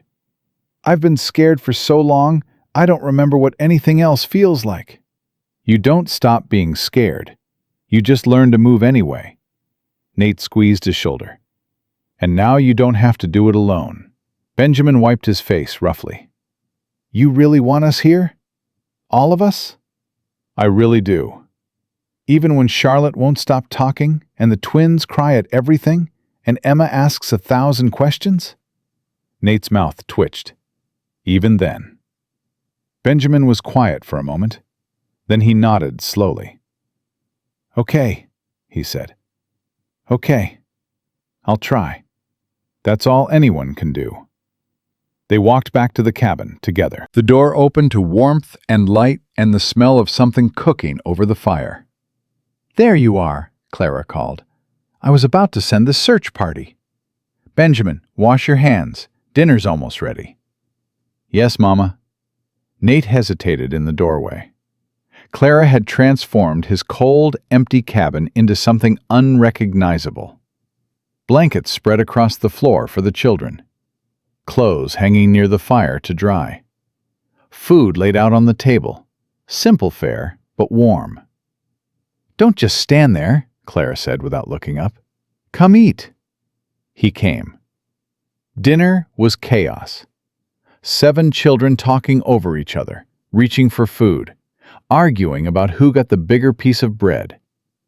Clara moved through it like a general commanding troops. A sharp word here, a gentle touch there, somehow keeping order without raising her voice. Nate watched, fascinated. You're good at this, he said quietly, leaning close so only she could hear. Practice. She handed Hope a cup of water. 14 years of practice. It doesn't get easier? Oh, it gets easier, but it never gets quiet. She smiled. I stopped wanting quiet a long time ago. After dinner, Clara settled the children for bed. The younger ones first. Grace and Hope curled together like puppies. Emma sprawled between them. Daniel next, still pale, but no longer shivering. Then Charlotte, who protested loudly before falling asleep mid-sentence. Benjamin insisted on staying up to keep watch. Clara didn't argue. She just handed him a blanket and told him to wake Nate if he heard anything. Abigail sat by the fire, mending a tear in Daniel's shirt. Her hands moved with practiced ease, but her eyes were distant. Abby, Clara sat beside her. What's wrong? Nothing. Abigail. Her daughter sighed, set down the needle. I keep thinking about what that man said. Crow. She hugged herself. About how everything's for sale. About finding the right price. Clara's stomach tightened. He was trying to scare us. It worked. Abigail's voice trembled. Mama, what if he comes back? What if he finds a way to get to us? What if... He won't. You don't know that. I know Nate will protect us. Nate is one man. Crow has dozens. Nate has us. Clara gripped her daughter's hands. Listen to me. We are not helpless. We are not victims. We are survivors. And we will fight for each other with everything we have. But I'm scared, Mama. I know, baby. So am I. Clara pulled her close. But being scared together is better than being scared alone. Abigail buried her face in her mother's shoulder. For a moment, she was not 14 and too grown. She was just a child, seeking comfort in the only place that had ever been safe. I love you, Mama. I love you too, sweetheart, more than you'll ever know. After Abigail fell asleep, Clara found Nate outside on the porch. He sat on an old wooden chair, rifle across his knees, watching the darkness. You should sleep, she said, settling beside him. Can't, not tonight. Crow? Maybe. Maybe just have it. He shifted the rifle. I haven't had anyone to protect in a long time. Feels strange to have something to lose again. Clara was quiet for a moment. The stars were thick above them, brighter than anything she had ever seen in the city. Can I ask you something? Anything. Why didn't you remarry after Sarah died? You're not old. You're not ugly. You could have found someone else. Nate stared at the sky. Didn't want anyone else. You didn't want to be alone for 8 years? No, but I figured being alone was better than losing someone again. He paused. I was wrong. What changed your mind? You. He turned to look at her. Standing on that platform, holding your children together, looking at that crowd like you dared them to break you. His voice softened. I thought, there's a woman who understands, who knows what it's like to lose everything and keep going anyway. Clara felt tears prick her eyes. I didn't feel strong up there. I felt terrified. That's what makes it strong, being terrified and standing anyway. She reached out, took his hand. This time, he didn't flinch. I don't know what's going to happen, Clara said quietly. I don't know if Crow will come back. I don't know if we'll survive here. I don't know anything anymore. She squeezed his fingers. But I know I'm glad you found us. Clara. His voice was rough.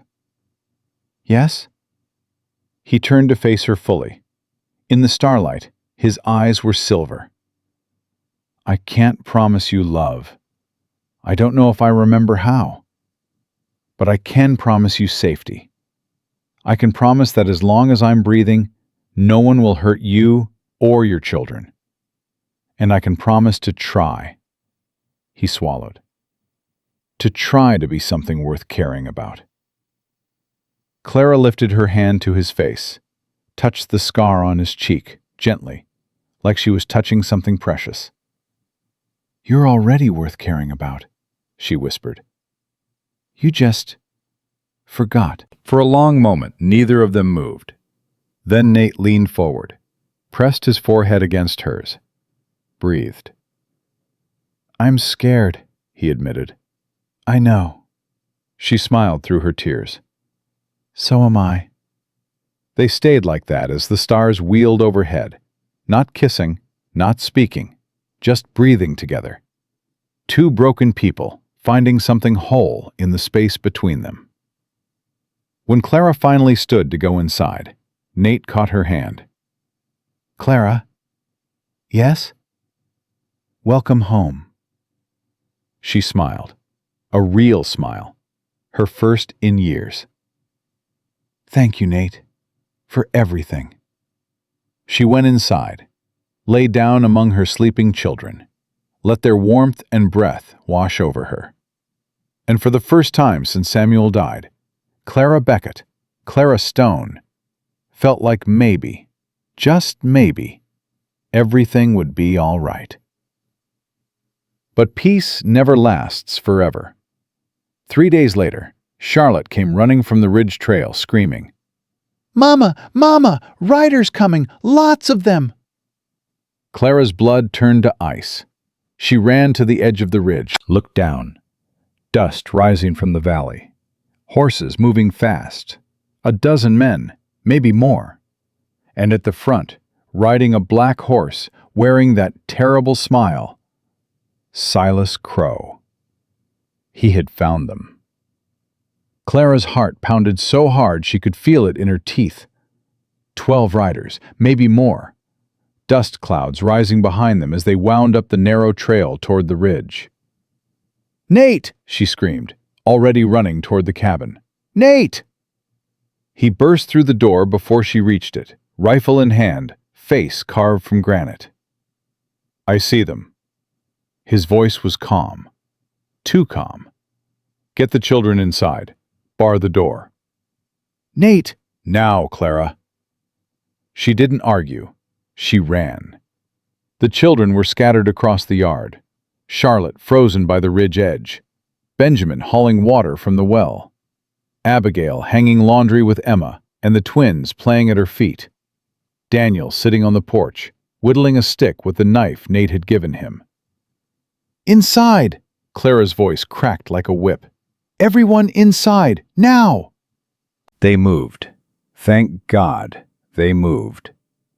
3 days of safety had not dulled their survival instincts. Abigail scooped up both twins in one motion. Benjamin dropped the bucket and grabbed Daniel.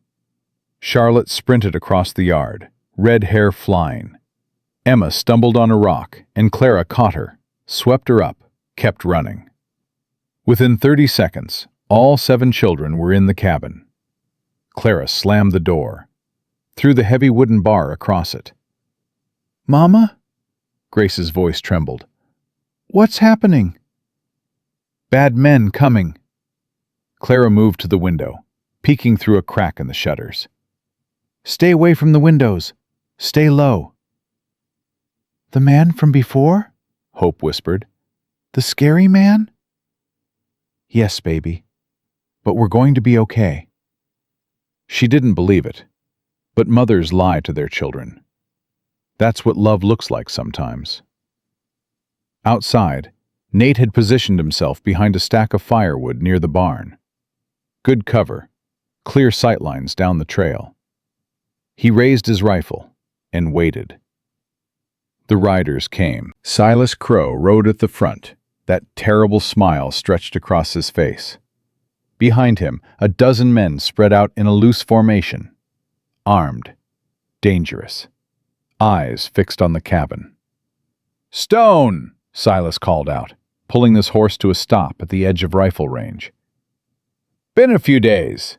Miss me?" Nate's answer was to cock his rifle. The sound echoed across the ridge like a declaration of war. Silas laughed. Now, no need for hostility. I just came to talk." "You brought 12 men to talk?" "Protection. These mountains are dangerous." Silas spread his hands. "You of all people should know that." "Say what you came to say, then leave." Straight to business. I like that. Silas leaned forward in his saddle. "Here's the thing, Stone. I've been thinking about our little arrangement. You paid $300 for that woman and her brats. Fair and square, legal and binding." He paused. "But I'm prepared to make you an offer. $500. Cash. Right now. For the woman and the oldest girl." Clara's blood turned to ice. "No deal," Nate said flatly. "You didn't even think about it." "Don't need to." $500, Stone. That's almost double what you paid. You could buy yourself a younger wife. Prettier. Less used up. Silas grinned. Think about it. I said no. 700. No. 1,000. Silas's smile faded slightly. That's my final offer. $1,000 for the woman and her oldest daughter. You keep the rest. Plenty of hands to work your land. Inside the cabin, Abigail made a sound, a small, terrified whimper. Clara grabbed her daughter's hand, squeezed hard. He won't take you, she whispered fiercely. Over my dead body. Outside, Nate hadn't moved. His rifle stayed trained on Silas's chest. You're not hearing me, Crow. They're not for sale. Not for any price. Everything's for sale, Stone. You just haven't found your number yet. Then let me be clear. Nate's voice dropped low and cold. If any of your men come one step closer, I start shooting. And you're first. Silas studied him, that predator's gaze assessing, calculating. You can't kill all of us. You might get 2, 3 if you're lucky. Then my boys put you down and take what they want anyway. Maybe, but you'll still be dead. Nate shrugged. I've made my peace with dying. Have you? Silence stretched across the ridge. The wind howled through the trees. The horses stamped nervously. Then Silas laughed. A cold, ugly sound. You've got grit, Stone. I'll give you that. He gathered his reins. But this ain't over. Not by a long shot. Ride away, Crow, and don't come back. Oh, I'll be back. Silas's eyes moved past Nate, toward the cabin. Toward the window, where Clara watched. Tell Mrs. Stone I'm a patient man. I can wait. But sooner or later, she'll understand.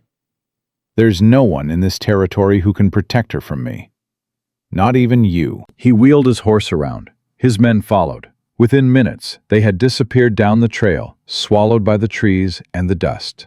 Clara's legs gave out. She slumped against the wall, sliding down until she was sitting on the cold floor. Her whole body shook, not from cold, from something deeper. Mama? Benjamin knelt beside her. Mama, are you okay? I'm fine. She wasn't fine. She was falling apart.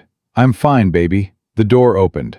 Nate stepped in, rifle still in hand, face unreadable. They're gone, he said. For now. For now. Clara's voice cracked. He's coming back. You heard him. He's patient. He can wait.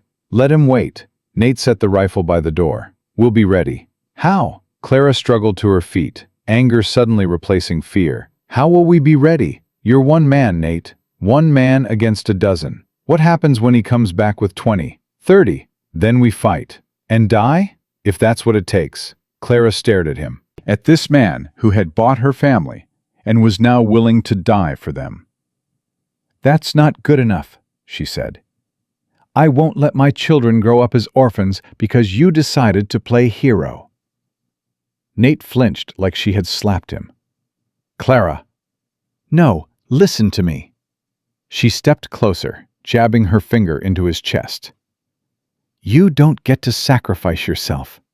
You don't get to leave us alone. We just started building something here. Something real. And I'll be damned if I let Silas Crow or anyone else take that away. What do you want me to do? Run? I want you to think. Use that brain God gave you. Clara's eyes blazed. There has to be another way. Something we haven't considered. Nate was quiet for a long moment. Then he turned to the window, staring out at the ridge. There might be one thing, he said slowly. What? The territorial marshal. He's based in Fort Collins. 2 days' ride. If I could get word to him about Crow's activities, the threats, the intimidation, the men he's got working for him, would he help? He might. Crow's been careful to stay just inside the law. But if the marshal saw him threatening a woman and children on their own land, Nate shook his head. It's a long shot. Long shots are better than no shots. Clara grabbed his arm. How do we reach him? I'd have to arrive there myself. Leave you and the children alone for 4 days, maybe 5. No. Benjamin stepped forward, his young face set with determination. I'll go. Ben, Clara started. I can ride. I'm not as good as Mr. Stone, but I can stay on a horse. And no one's looking for me. Crow won't expect a 12-year-old boy to be carrying messages. Nate studied him. It's dangerous. Everything's dangerous now. Benjamin lifted his chin. Let me do this. Let me help. Clara's heart clenched. Her son. Her brave, terrified, determined son. No, she said. Absolutely not. Mama. I said no. I won't send you out there alone where anything could happen. I won't lose you, Benjamin. I can't. But if I don't go, we might all die anyway. Then we die together. That's stupid. Benjamin Samuel Beckett. It's Stone now. Benjamin's voice cracked. You said so yourself. We're stones, and stones don't hide while someone else fights their battles. The cabin went silent. Clara stared at her son, at this boy who had been forced to grow up too fast, who had carried burdens no child should carry, who was now asking to carry one more. Mama, Abigail spoke quietly from the corner where she held the twins. He's right. Abby, if Crow comes back in force, we can't win. You know that. I know that. Abigail's voice trembled, but held steady. Ben's the best chance we have, maybe the only chance. Clara looked at her oldest daughter, at her oldest son, at all her children, watching her with those trusting, terrified eyes. She looked at Nate. If anything happens to him, she whispered. Nothing will happen to him. Nate moved to Benjamin, gripping the boy's shoulder. I'll give you my fastest horse. Directions to Fort Collins that avoid the main roads. A letter for the marshal with my seal. He knows me, knows I don't cry wolf. You'd trust me with this? Benjamin asked. I trusted your mother with my life the day I bought her. Trusting your son with a message seems about right. Benjamin's eyes glistened, but he didn't cry. He nodded once, sharp and sure. I won't let you down. I know you won't. Clara grabbed her son, pulled him into a fierce embrace. You come back to me, she said against his hair. You hear me, Benjamin Stone? You come back to me, or I swear I will march into heaven itself and drag you home. I'll come back, Mama. His arms tightened around her. I promise. They prepared him within the hour. Food for the journey, water, a knife, the letter sealed with Nate's mark. Directions repeated until Benjamin could recite them in his sleep. When he mounted the horse, a sturdy bay mare named Runner, he looked both older and younger than his 12 years. Ben! Charlotte ran forward before anyone could stop her. She pressed something into his hand. For luck. He looked down, a small stone, polished smooth by the river. Charlie! It's my best one. Brings good fortune. Mama says that's superstition, but I don't care. Her chin trembled. You bring it back to me, okay? Benjamin tucked the stone into his pocket. Okay. One by one, the other children said their goodbyes. Daniel gave him a hug. Emma made him promise to bring her a present. The twins waved with both hands. Abigail was last. She stood before her brother, eyes bright with unshed tears. You're braver than you know, she said quietly. I'm proud of you. Benjamin's composure cracked, just for a moment. Then he pulled it back together. Take care of them, Abby, while I'm gone. I will, he looked at Nate. Watch over my family, with my life. He looked at Clara. Couldn't speak, just nodded once. Then he kicked his heels into Runner's flanks and rode down the trail, disappearing into the trees without looking back. Clara watched until she couldn't see him anymore. Then she kept watching anyway. "He'll make it," Nate said quietly, coming to stand beside her. "You don't know that." "No, but I believe it." He paused. "That boy's got more courage than men twice his age. He gets it from his mother." Clara wiped her eyes roughly. "What now?" "Now we prepare. Crow won't wait forever, and when he comes back, we need to be ready." The next 3 days passed in a blur of preparation. Nate taught Clara how to shoot. She had known the basics, her father had shown her years ago. But Nate's instruction was different, precise, patient, focused. "Don't aim for the body," he told her. "Too easy to miss or just wound. Aim for center mass and squeeze. Don't pull." "What if I freeze?" "You won't." "How do you know?" "Because you're a mother, and mothers don't freeze when their children are in danger. They fight." By the third day, Clara could hit a target at 50 yards more often than she missed. Abigail learned too. And Charlotte, despite Clara's protests. "I'm 10, Charlotte argued. "I'm practically grown." "You're a child." "I'm a child who's going to shoot anyone who tries to hurt my sisters." Clara couldn't argue with that logic. Even Daniel helped, carrying ammunition and water, keeping watch from the ridge. Emma entertained the twins, keeping them calm with songs and stories. They were becoming something. Not just a family, an army. On the evening of the third day, Clara sat on the porch with Nate, watching the sun set behind the mountains. "He should be there by now," she said. "Benjamin." "Probably, if he pushed hard." "What if the marshal doesn't believe him? What if he won't help?" "Then we face Crow alone." Nate's jaw tightened. "But we face him together." Clara leaned against his shoulder.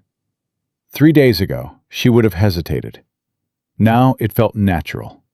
Right. "I never thought I'd be here," she said quietly. "Where?" "Sitting on a porch in the mountains, waiting for outlaws, learning to shoot." She laughed softly. 2 weeks ago, I was standing on an auction block, praying someone would want me." "Someone did." "I know." She turned to look at him. "Why? Why did you really do it, Nate? And don't give me the speech about loneliness. There's something else. Something you haven't told me." Nate was silent for a long moment. His gray eyes stared at the fading light. "The day before the auction," he said finally, "I went to Sarah's grave. I go every year on the anniversary. I talk to her. Tell her about the year. Stupid, I know." "It's not stupid." This time was different. I sat there for hours, couldn't think of anything to say, and then I realized why. He swallowed. "It's because I'd stopped living. I was going through the motions, but I wasn't alive. I was just waiting to die and join her." Clara's hand found his. "I asked her what to do," Nate continued. "I don't believe in ghosts, don't believe in signs. But I swear, Clara, right then a wind came through the cemetery, and I heard—" He stopped, shook his head. "What did you hear?" "I heard her laugh. Mary's laugh. Just for a second. And then it was gone." His voice cracked. "But I knew. I knew I had to stop waiting to die and start choosing to live." "And then you found us." "And then I found you." He turned to look at her. "Standing on that platform, holding your children, fighting for them with nothing but your pride." He reached up, touched her cheek. "You're not a replacement for Sarah, Clara. You're not a way to forget her. You're a reason to keep going, a reason to want tomorrow." Clara felt tears streaming down her face. She didn't try to stop them. "Nate." "Yeah?" She leaned forward and kissed him. It wasn't passionate, wasn't hungry. It was gentle, careful. Two broken people finding something whole in the space between them. When she pulled back, Nate's eyes were wet. "I don't deserve you," he whispered. "You do." She cupped his face in her hands. You do, Nathaniel Stone, and don't let anyone tell you different." They sat together as the stars came out, hand in hand, not speaking, not needing to. And then Charlotte's voice shattered the silence. "Mama! Riders! Coming fast!" Clara's heart stopped. She ran to the ridge edge, Nate beside her. Below, in the darkness, torches flickered. A lot of them, moving up the trail. "How many?" Clara asked, her voice steady despite the terror clawing at her chest. Nate counted. His face went pale. 20, maybe more. He turned to her. "Get the children to the cellar, now." "Nate, now, Clara." "Whatever happens, you keep them safe." "What about you?" "I'll hold them off as long as I can." "That's suicide." "It's necessary." He grabbed her arms, pulled her close. "Listen to me. There's a way out of the cellar. A tunnel I dug years ago. It comes out by the river, half a mile east. If I fall, you take the children and you run. You don't look back. You hear me?" "I won't leave you." "You will. Because those children need their mother more than they need me." His voice broke. "Please, Clara, promise me." She wanted to argue, wanted to scream, wanted to grab him and hold him and never let go. But the torches were getting closer. "I promise," she whispered. Nate kissed her, hard and desperate and final. "I love you," he said. "I know it's too soon. I know we barely know each other. But I love you, Clara Stone. And whatever happens tonight, I need you to know that." "I love you too." The words came easy because they were true. "I love you, Nate." He smiled, the first real smile she had ever seen on his face. "Then I've already won," he said. "Whatever they take from me, they can't take that." He grabbed his rifle and ran toward the trail. Clara ran toward the cabin. "Everyone up!" she shouted, bursting through the door. "Cellar, now!" The children moved. 3 days of preparation had drilled it into them. Abigail grabbed the twins. Charlotte grabbed Emma. Daniel stumbled, but kept his feet. Clara opened the trapdoor to the cellar. "Down! Go!" They went, one by one, disappearing into the darkness below. Gunshots echoed from the ridge. Clara froze at the trapdoor, looking back. Through the window, she could see muzzle flashes, could hear Nate's rifle, could hear men shouting, screaming. "Mama!" Abigail called from below. "Mama, come on!" Clara didn't move. Nate was out there, fighting, dying, and she had promised to run. More gunshots. A scream that might have been Nate's voice. Might have been. "Mama!" Clara grabbed the rifle Nate had given her. The one she had practiced with for 3 days. The one she had sworn to use only as a last resort. "Abigail," she said calmly, "if I'm not back in 10 minutes, you take your brothers and sisters through the tunnel. You run, and you don't stop until you reach Fort Collins." "Mama, no." "Promise me." "I can't." "Promise me, Abigail Grace Stone." Silence from below. Then, broken, "I promise."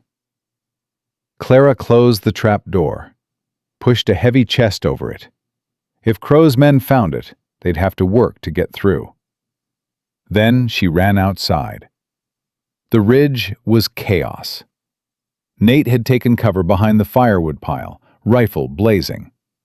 3 men lay still on the ground. 4 more were taking cover, shooting back. But more were coming. Always more. Clara raised her rifle, found a target, squeezed the trigger. The man spun, clutching his shoulder. She didn't have time to think about what she'd done. She worked the action, found another target, fired again. "Clara!" Nate's voice, shocked. "What are you doing?" "Fighting. I told you to run." You're not my husband yet, Nathaniel Stone. You don't get to give me orders." Despite everything, Nate laughed, a wild, desperate sound. "You're crazy. You married me." More men coming up the trail. Clara fired until her rifle was empty, ducked behind a water barrel to reload. "Stone!" Silas Crow's voice rang out over the chaos. "This doesn't have to end in blood. Send out the woman and we ride away." "Go to hell, Crow." "Have it your way." A torch arced through the air, landed on the cabin roof. Clara's heart stopped. The dry wood caught immediately. Flames licked up toward the sky. "No!" She started to run toward the cabin. Nate grabbed her arm. "The cellar. The children are in the cellar." They ran together, dodging bullets, crashing through the cabin door. Smoke was already filling the room, heat pressing down. Clara shoved the chest aside, yanked open the trapdoor. "Abigail, the tunnel! Go, now!" Coughing from below. Then movement, shadows disappearing into darkness. "Clara!" Nate pulled her toward the door. "We have to—" The ceiling groaned, cracked. Nate shoved Clara out the door just as a burning beam crashed down where she had been standing. They tumbled into the yard, coughing, gasping, and Silas Crow stood over them, pistol in hand, smile stretching across his face. "Finally," he said. "I do love it when they make it difficult." Clara looked up at him, at this man who had hunted her family, who had burned her home, who stood now with the power of life and death in his hands. "You can't have them," she said. "You'll never have them." "Oh, my dear," Silas cocked the pistol. "I already do."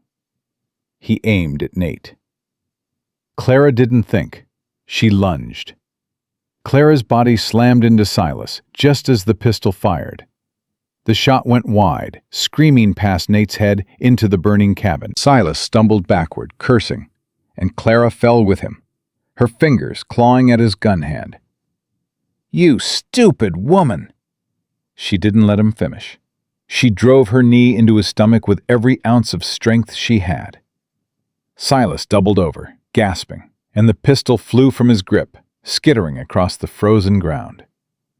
Clara scrambled for it. Silas grabbed her ankle, yanking her back. She hit the ground hard, breath exploding from her lungs. He was on her in an instant, hands closing around her throat. "Should have taken my offer," he hissed, his face inches from hers. "Would have been easier for everyone." Clara couldn't breathe, couldn't think. Black spots danced in her vision. But she could still fight. Her hand found a rock, small, sharp. She swung it with everything she had. The rock connected with Silas's temple. He howled, grip loosening just enough for Clara to twist free. She rolled, gasping, crawling toward the pistol. Her fingers closed around cold metal. She turned, raising the gun, just as Silas lunged for her again. "Stop!" The voice wasn't hers, wasn't Nate's.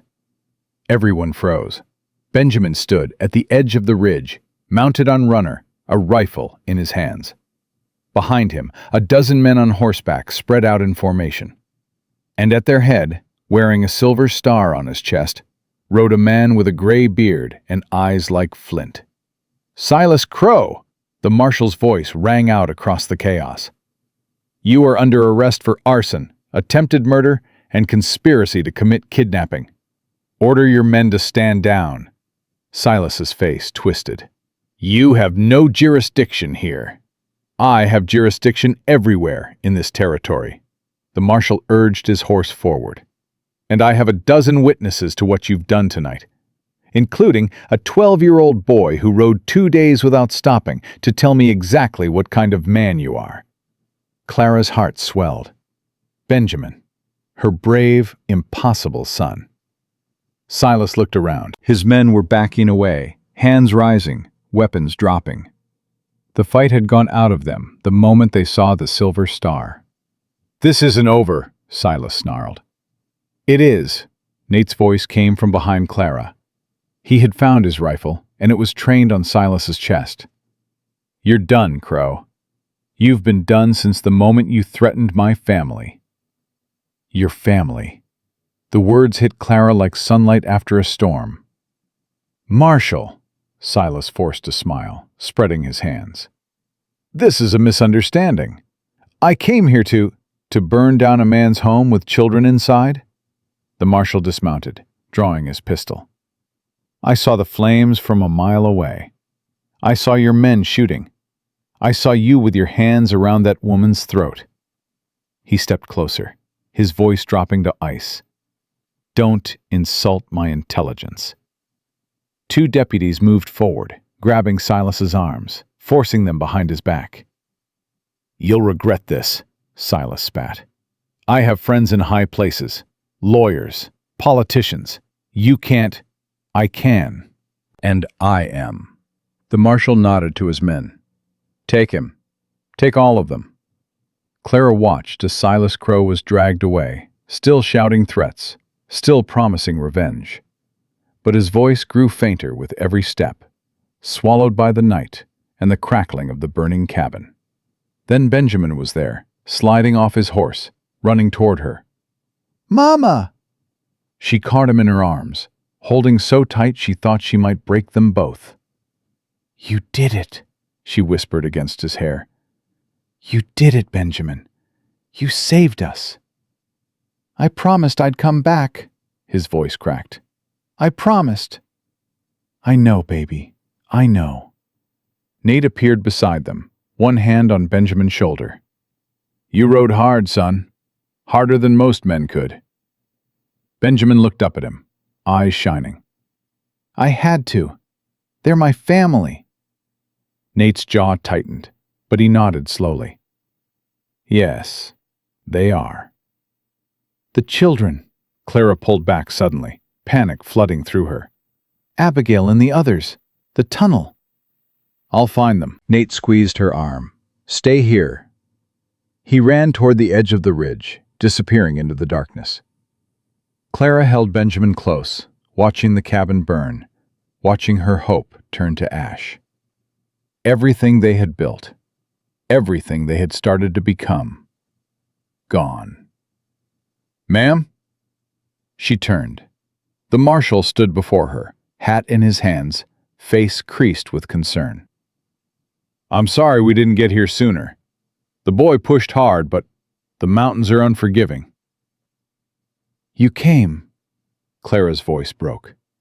"That's what matters." "Your son's got courage, ma'am. Rode into Fort Collins half dead from exhaustion. Wouldn't rest until he'd told his story." The marshal shook his head. "I've seen grown men with less grit." "He gets it from his father." Clara looked at Benjamin, remembering Samuel, remembering the man who had loved her, who had given her 7 children, who had died too young. "Both his fathers." Benjamin's eyes widened, but he didn't speak, just held her tighter. Voices echoed from the darkness. Clara's heart lurched. Then Nate emerged from the tree line, and he wasn't alone. Abigail came first, carrying Hope on her hip. Then Charlotte, her red hair wild, leading Grace by the hand. Daniel stumbled behind them, pale but standing. And Emma ran straight to Clara, crashing into her legs with the force of a small hurricane. "Mama, the tunnel was dark and scary, but Abby said we had to be brave, and I was brave, Mama. I was so brave." Clara dropped to her knees, gathering as many children as she could reach. They piled onto her, all of them, 7 bodies pressing close, 7 hearts beating against hers. "You're safe," she whispered. "You're all safe." "The cabin's burning," Daniel said quietly. "I know, sweetheart." "Where will we live?" Clara looked at the flames consuming everything Nate had built. 8 years of work. 8 years of grief poured into wood and stone. Gone in minutes. "We'll figure it out," she said. "We always do." Nate stood apart, watching the fire. His face was carved from stone, but his eyes, his gray eyes, held something broken. Clara gently untangled herself from the children and went to him. "Nate?" He didn't look at her. "I built that cabin with my own hands. Every log, every nail. Sarah helped me choose the spot. Mary took her first steps on that floor." Clara's heart ached. "I'm sorry." "Don't be." His voice was hollow. "It was just wood, just stone. What matters is—" He stopped, swallowed hard. "What matters is what?" He finally turned to look at her, at the children huddled together behind her, at Benjamin standing tall with the marshal's men. "What matters is you're alive," he said quietly. "All of you. That's worth more than any cabin." Clara took his hand. "We'll rebuild." "Clara." "We'll rebuild, Nate. Together. That's what families do." Something shifted in his face. Something like hope, fragile and new. "Family," he repeated, like he was testing the word. "Family." Clara squeezed his hand. "You're not alone anymore. You haven't been since the moment you said $300. A sound escaped him. Not quite a laugh, not quite a sob. Something in between. "I don't deserve you," he whispered. "Stop saying that." Clara reached up, cupping his face in her hands. "You deserve everything, Nathaniel Stone. And I intend to spend the rest of my life proving it to you." She kissed him. This time, it wasn't careful, wasn't gentle. It was fierce and desperate and full of everything she couldn't say. "Ew!" Charlotte's voice rang out. "Mama's kissing Mr. Stone." "They're married," Abigail said wearily. "They're allowed." "It's still gross." "Everything's gross to you." "Not everything, just kissing." Clara pulled back, laughing despite everything. Laughing because her children were bickering, and her house was burning, and Silas Crow was finally gone. Laughing because she was alive. Because they all were. The marshal approached, clearing his throat. "Ma'am, Mr. Stone, I hate to interrupt, but we should get moving. It's a cold night, and those children need shelter." "Where?" Clara asked. "The cabin. There's a way station about 3 miles east. Basic, but warm. You can stay there tonight." The marshal paused. "Tomorrow, we'll figure out the rest." Nate nodded slowly. "Thank you, Marshal. For everything." "Thank your boy." The marshal glanced at Benjamin. "He's the one who wouldn't give up." They gathered what they could salvage: blankets from the wagon, food supplies, weapons. The children were exhausted, stumbling with fatigue, but none of them complained.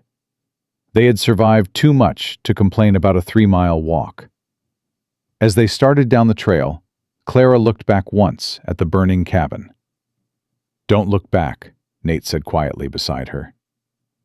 "I have to." "Why?"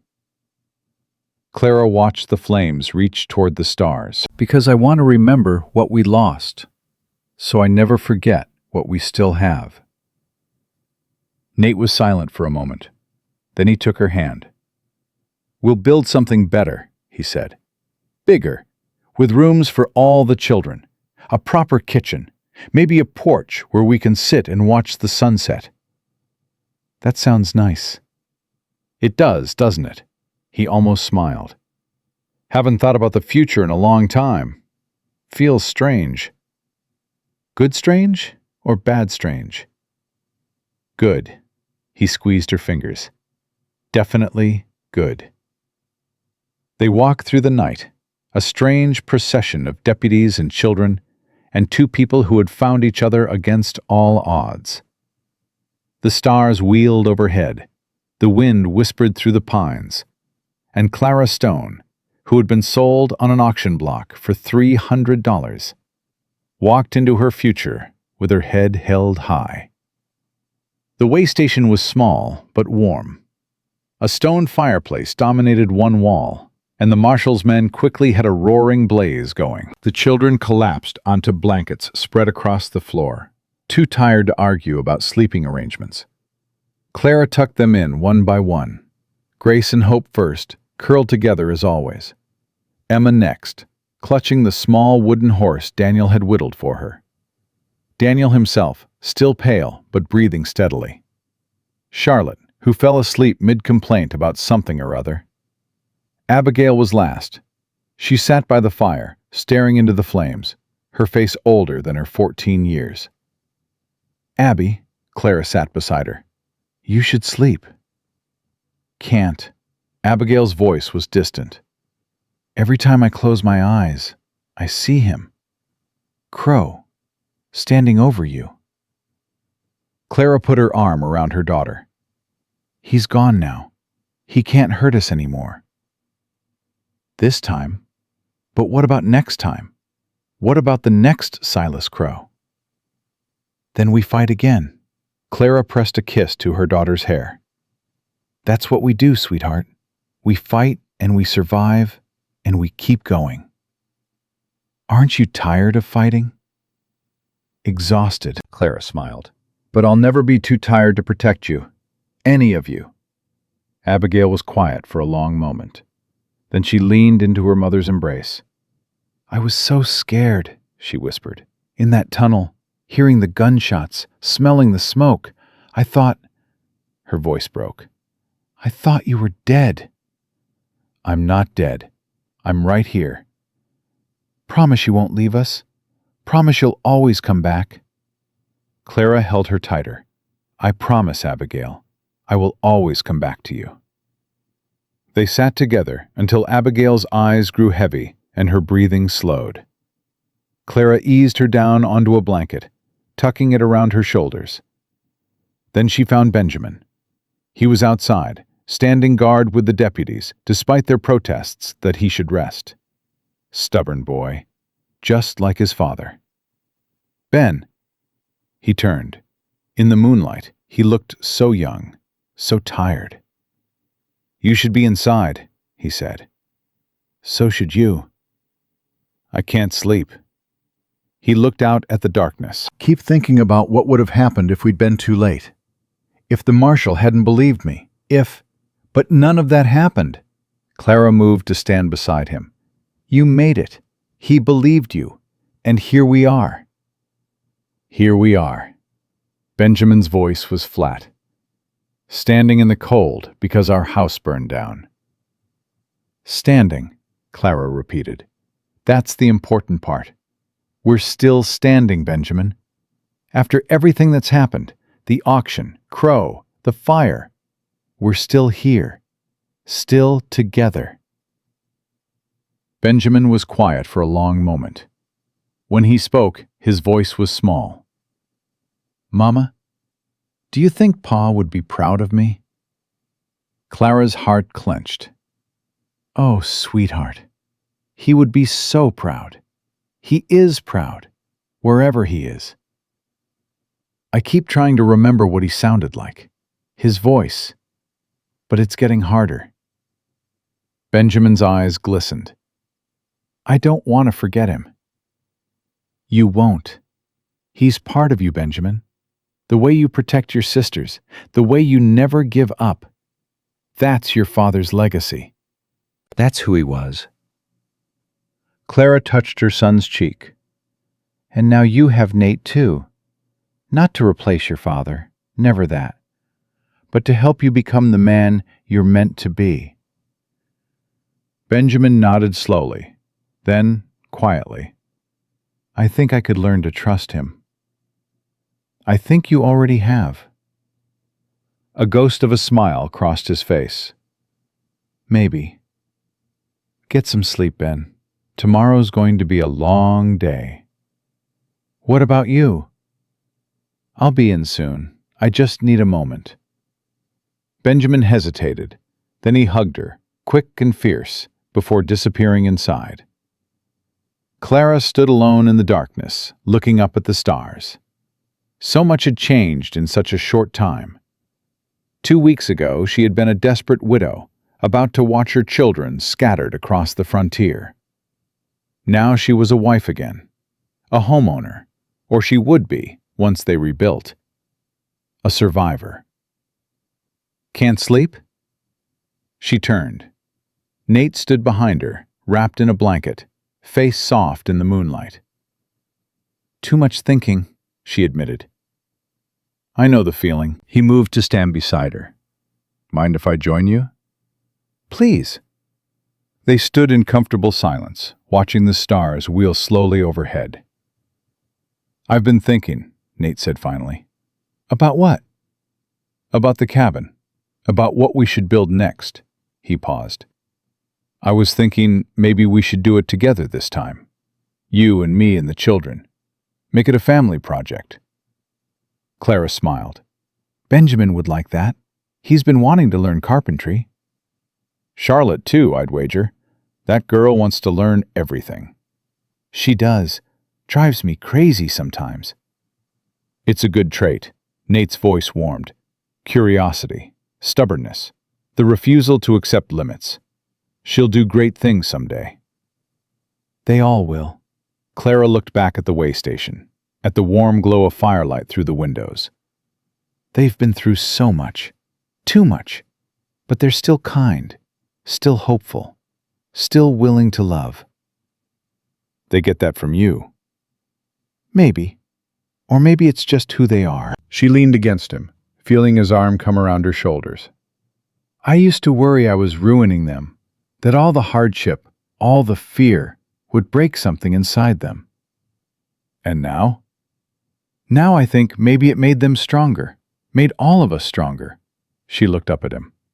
Including you. Nate was quiet for a long moment. When he spoke, his voice was rough. I never thought I'd feel this way again. After Sarah, after Mary, I thought that part of me was dead. And now? Now I know it was just sleeping. He turned to face her, taking both her hands in his. Clara, I'm not a poet. I don't have fancy words. But I need you to know something. What? When I paid that $300, I thought I was buying a housekeeper, someone to cook and clean and make my empty life a little less empty. He shook his head. I was a fool. Nate, let me finish, please. He took a breath. What I got instead was a miracle. 7 children who fill my home with noise and chaos and life. A woman who stands up to outlaws and fights beside me and makes me want to be better than I am. His voice cracked. I got a family, Clara. A real family. And I don't have words for what that means to me. Tears streamed down Clara's face. She didn't try to stop them. You saved us, she whispered. We saved each other. He pulled her close, pressing his forehead to hers. That's what family does. They held each other in the starlight, 2 broken people made whole by love and loss and the stubborn refusal to give up. When they finally went inside, the children were sleeping soundly, piled together like puppies. Clara and Nate found a spot near the fire, curling up together, their hands intertwined. Tomorrow, Nate murmured sleepily, we start over. Together, Clara agreed. Together. They slept. In the morning, they would begin the long process of rebuilding. There would be hard days ahead, challenges, setbacks, moments when the weight of it all would seem too heavy to bear. But they would face it together. The spring came early that year. By April, the new cabin stood on the ridge, bigger and stronger than before. Benjamin had helped lay every log, his young muscles aching, but his heart proud.